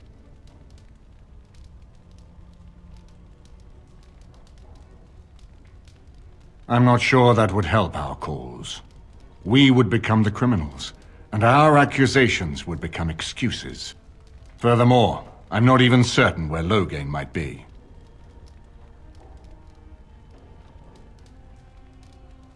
Why do you think he had me poisoned? He wanted me gone without having to confront me directly. If I call for a landsmeet, refusing the compromise and attacking Redcliffe will only support our accusations. I'm sure he'd rather I died from the poison. Had the demon not interfered, that's exactly what would have happened.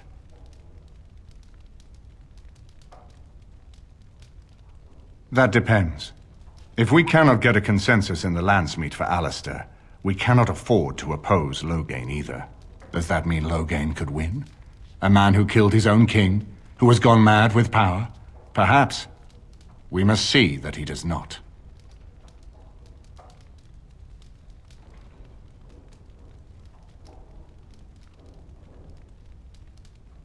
Ferelden must stand united to defeat the Darkspawn.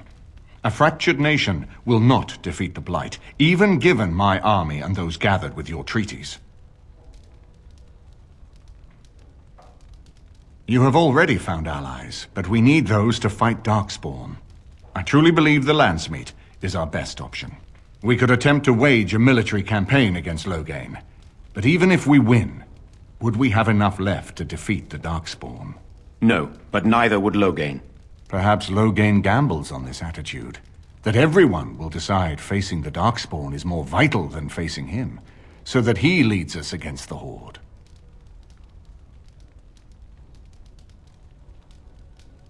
Very well. I will send out the word. But before we proceed, I believe there is the matter of the mage, my son's tutor. He still lives, I understand. He does. He is in the dungeon, brother. Have him brought here, Tegan. I wish to see him. Jowan, what you have done is not in question. You tried to assassinate me and set into motion a series of events that nearly destroyed everything I cherish. What have you to say in your own defense? Nothing, my lord. Other than to say I am sorry. I expect no mercy for what I've done. I see. Grey Warden, have you anything to say on Jowan's behalf?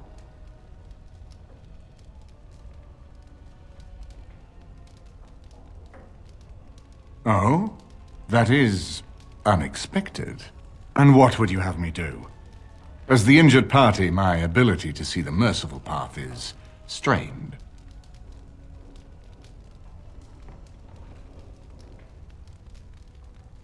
True enough, and wisely said.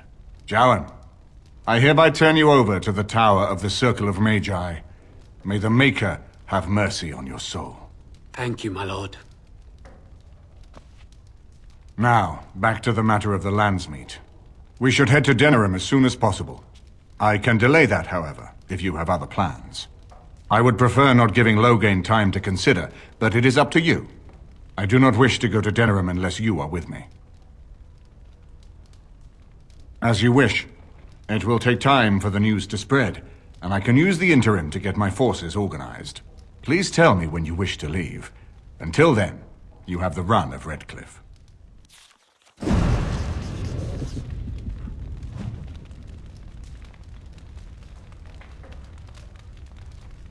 My husband lives thanks to you. I am You grateful. have restored Eamon. I am most grateful. It's up to him what happens next.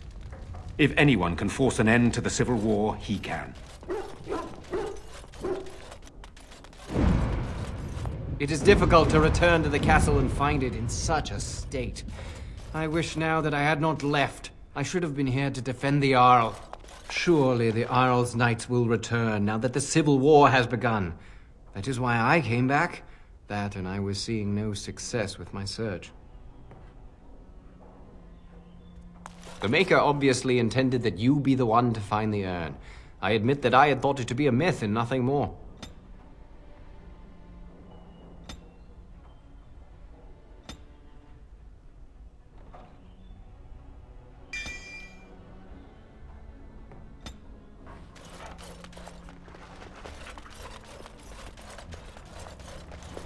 At least working here, we get a roof over our head and the army's protection. If the Darkspawn come, we'll need it. At least working here, we get a roof over our head and the army's protection. If the Darkspawn come, we'll need it.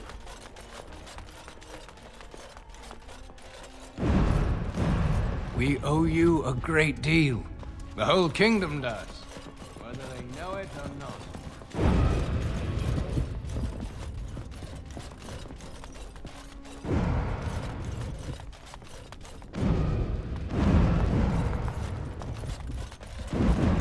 Oh, there's so much to be cleaned up. I don't want to even think about what happened here.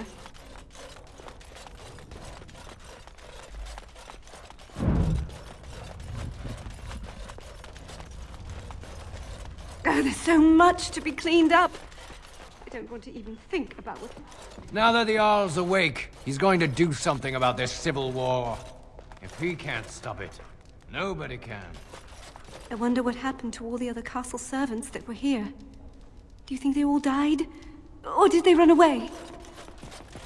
Look to your sins and ask the Maker for forgiveness. For only through redemption may you walk by the Maker's side. Where are the items from the treasury? Do we have them yet? They're in the chest, my lord. That's all there was. Pleased to meet you, Mum. I am the new quartermaster, sir. Ban Tegan brought me up from his estate out east to help with restoring the castle to its... well, to a manageable state, anyhow. Where are the records?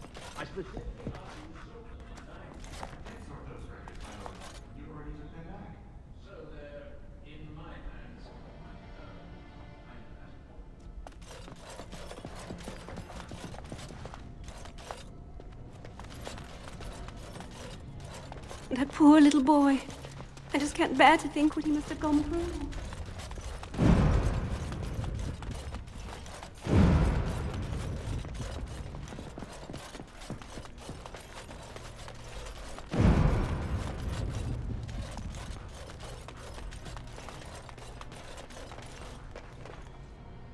I didn't think the Jarl would pull through, but he has, hasn't he? That certainly is a miracle.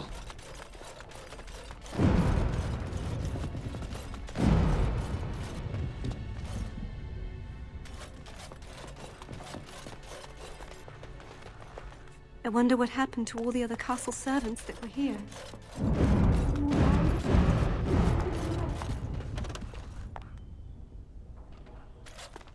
Salutations, Grey Warden. We have been sent by the Circle of Magi to advise Redcliffe until more mages can arrive from the tower. To be truthful, Grey Warden, the first enchanter sent us here to guard Ban Tegan. If the Jarl does not revive from his sickness, Ban Tegan will need to take his place. And we must be careful that what happened to the Jarl does not repeat itself. A number of our fellow mages still need time to recover from their ordeal. The first enchanter assures us that the Circle will be ready to assist against the Darkspawn when the time comes.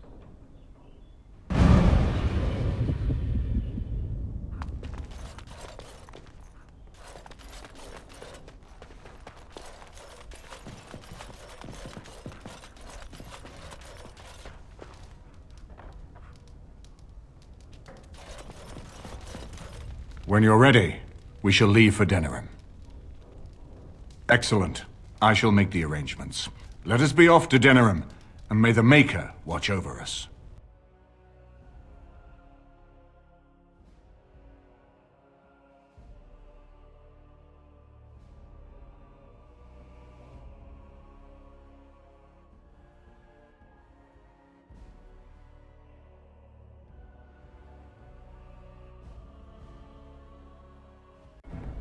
Denerim is the heart and soul of Ferelden. It was the city of King Calenhad, the birthplace of Andraste. As stubborn as a Mabari, and as good to have on your side. If we defeat Loghain here, the rest of the nation will follow us. By calling the Landsmeet, I've struck the first blow. The advantage, for the moment, is ours. He will have little choice but to show himself, to oppose us directly. He will strike back at us. The only question that remains is how soon. Loghain, this is an honor that the Regent would find time to greet me personally. How could I not welcome a man so important as to call every lord in Ferelden away from his estates, while a blight claws at our land? The blight is why I'm here. With Cailan dead, Ferelden must have a king to lead it against the Darkspawn. Ferelden has a strong leader. It's Queen. And I lead her armies.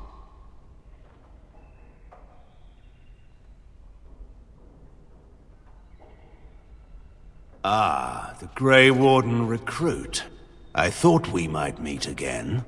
You have my sympathies on what happened to your order. It is unfortunate that they chose to turn against Ferelden.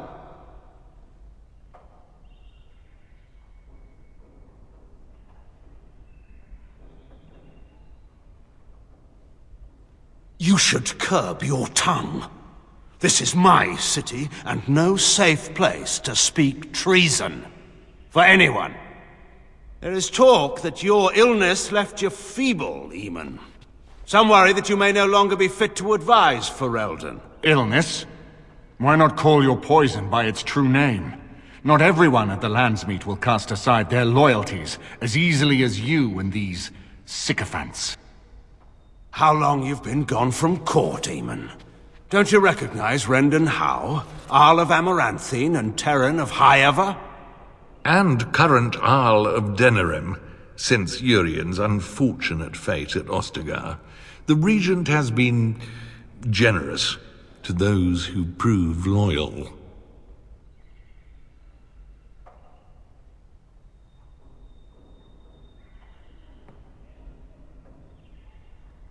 Don't interrupt, Churl. Your betters are talking. Enough, Carthrian. This is not the time or place. I had hoped to talk you down from this rash course, Eamon. Our people are frightened. Our king is dead. Our land is under siege. We must be united now if we are to endure this crisis. Your own sister, Queen Rowan, fought tirelessly to see Ferelden restored. Would you see her work destroyed? You divide our nation and weaken our efforts against the Blight, with your selfish ambitions to the throne.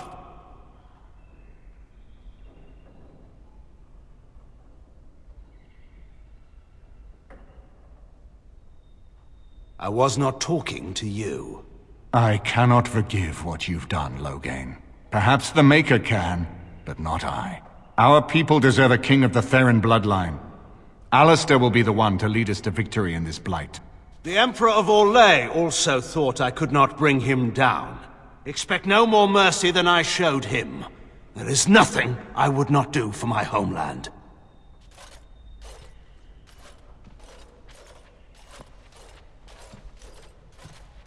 Well, that was bracing. I didn't expect Loghain to show himself quite so soon.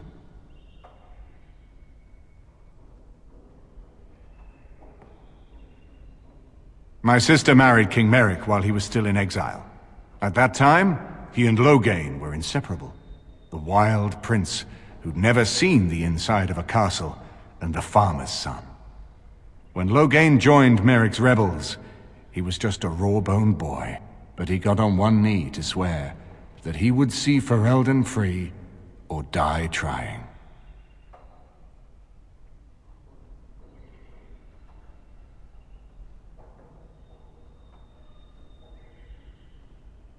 And conspires with a blood mage to poison me.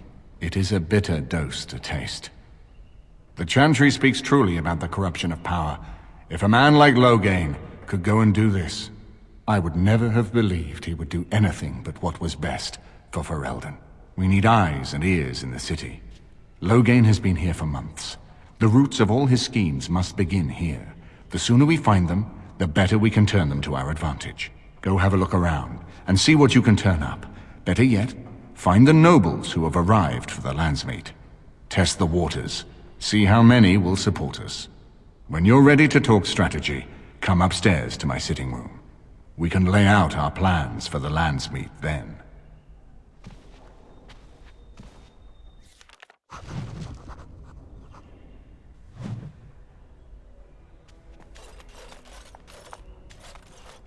Everything in here appears to be breakable. It seems most impractical.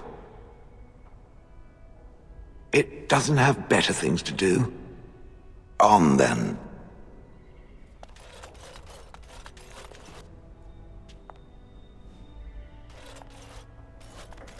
He's His lordship sends no notice he's coming, and now the house is full of guests.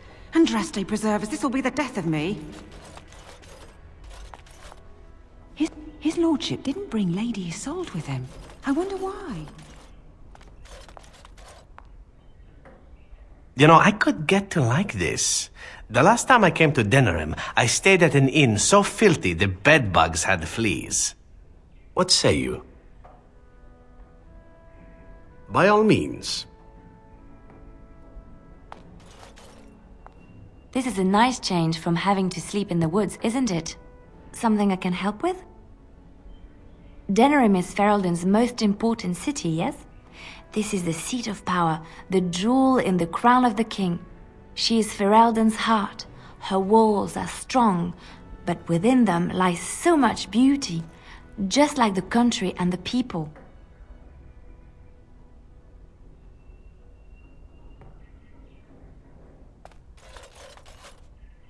I hope all the accommodations are to your liking, Warden.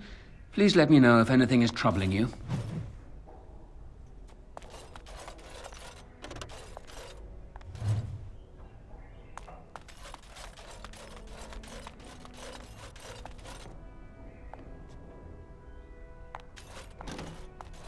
So many visitors, so many chamber pots to clean.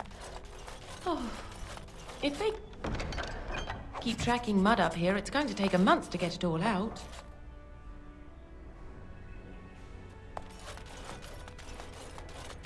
Is it true there's a prince among the Arl's visitors? None of them looked all that princely to me.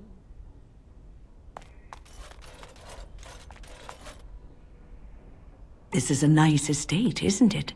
What's on your mind? It is no trouble.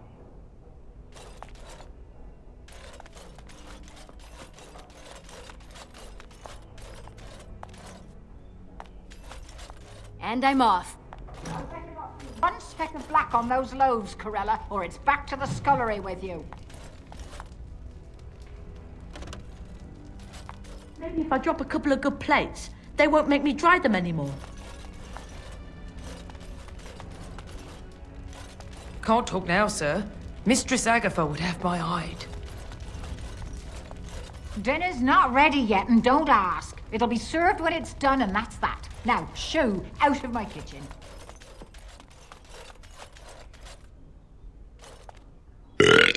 Right here, old pal.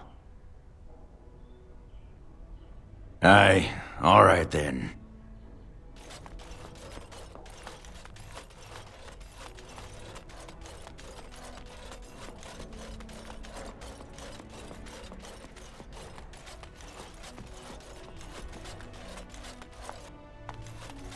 Excuse me, I have to dust the Earl's sitting room. The Chamberlain disapproves of us. If Lady Isolde hadn't brought me into this household from Redcliffe last year, I'd never have been given a place.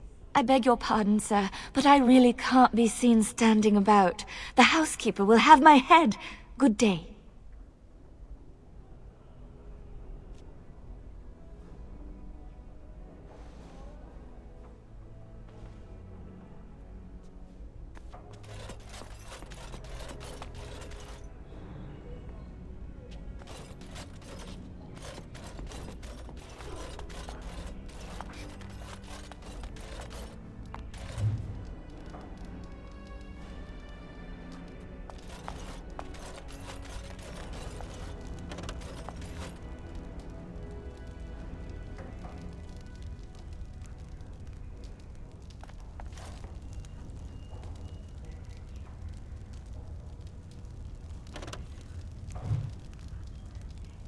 This is not as defensible as I would like, but it will do. What is your wish, Kadan? As you wish.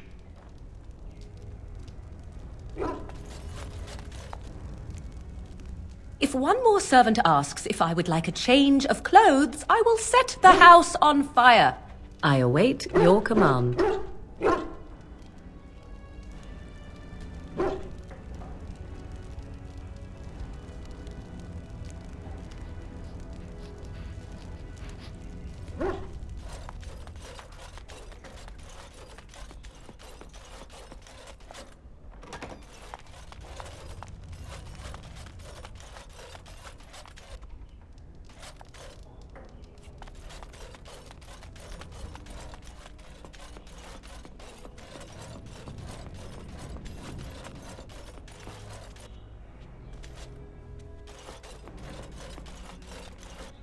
Ah, Warden.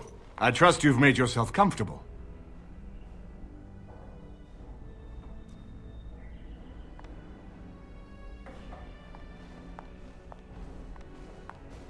Good, because it's likely to be your last rest for a while. This is Elena. She's... I am Queen Enora's handmaiden. She sent me here to ask for your help. Or perhaps the young lady prefers to speak for herself.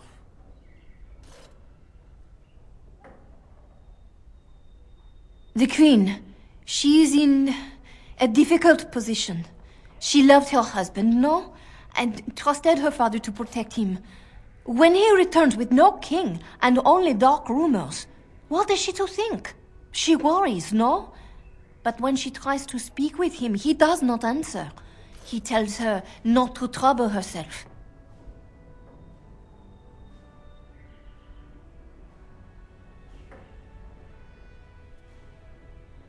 My queen suspects she cannot trust her father. And Logain, he is very subtle, no? But when and how, he is privy to all the secrets and not so subtle. So she goes to how? A visit from the queen to the new Isle of Denrum is only a matter of courtesy. And she demands answers.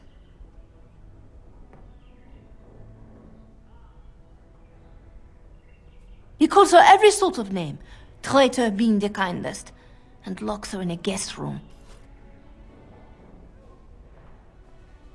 King Kalen was like a son to him, and Logain left him to die.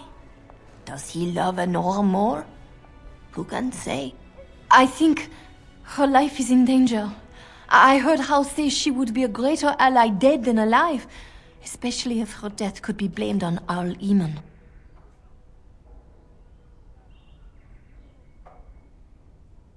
We may have no choice but to trust Enora. The Queen is well loved. If Logain succeeded in pinning her death on me, I'm not sure that's a risk we can afford to take. I have some uniforms. I'll hire so many new guards every day. A few more will not cause much stir. I will show you to the servants' entrance. We must slip in and out with my queen before anyone is the wiser. I will go ahead to House Estate. Meet me there as soon as you can.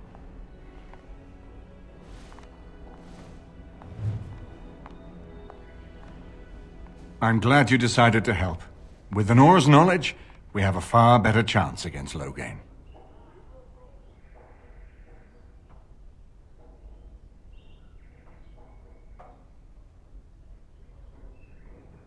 From Erlena's story, he turned against her first. If he truly intends to sacrifice her, I think it will be strong motivation to break the parental bonds. In any event, I would far rather have the opportunity to ask such things of her than simply hear about her murder. If Enora speaks out against Logain, hers would indeed be one of the most powerful voices of the Landsmeet.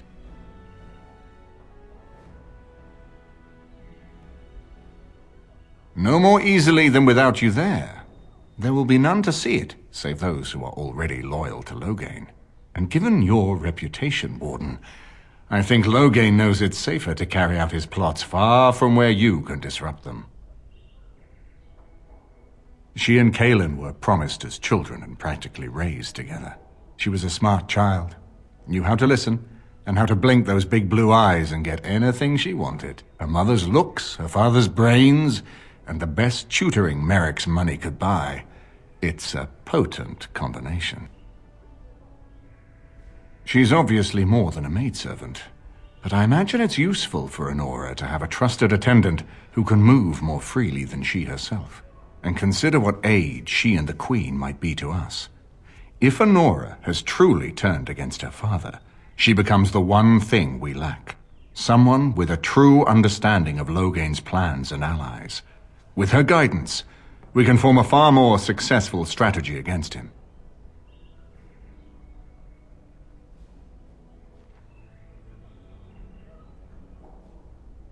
As you like. My palace is your palace.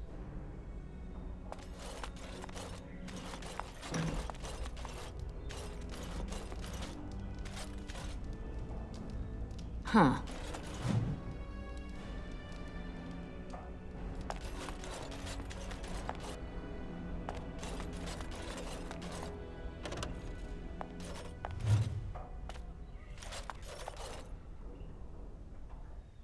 I haven't been here in a while.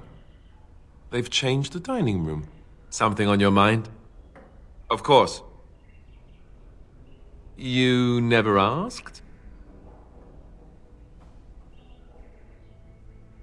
No, please don't think that. It's not that I didn't trust you. It's... Please, let me try to explain. The thing is, I'm used to not telling anyone who didn't already know. It was always a secret. Even Duncan was the only Grey Warden who knew. And then after the battle, when I should have told you, I don't know, it seemed like it was too late by then. How do you just tell someone that?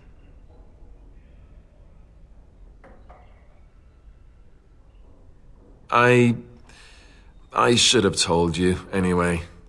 It was important for you to know. I guess part of me liked you not knowing.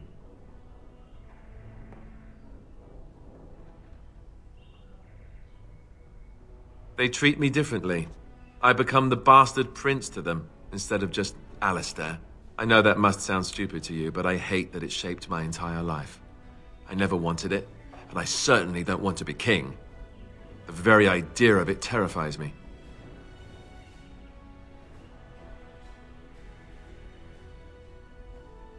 For all the good it does me, my blood seems certain to haunt me no matter what I do.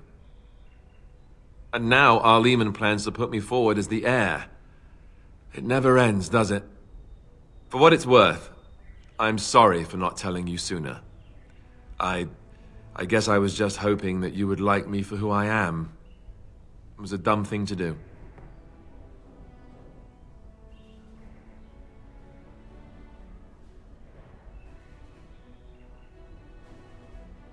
I guess it's kind of a relief that you know now. Let's go. I haven't been here in a while. They've changed the dining room. Something on your mind? Of course. Such as they are. About the Grey Wardens, anyhow. Fair enough. Your desire is my command. Of course. I haven't been here in a while. They've changed the dining room. Something on your mind? Of course. Such as they are. About the Grey Wardens, anyhow. Fair enough. Your desire is my command. Well, we're not exactly alone. What did you have in mind? Oh, but what about our audience? You don't think... Oh, never mind. One public display of affection coming up.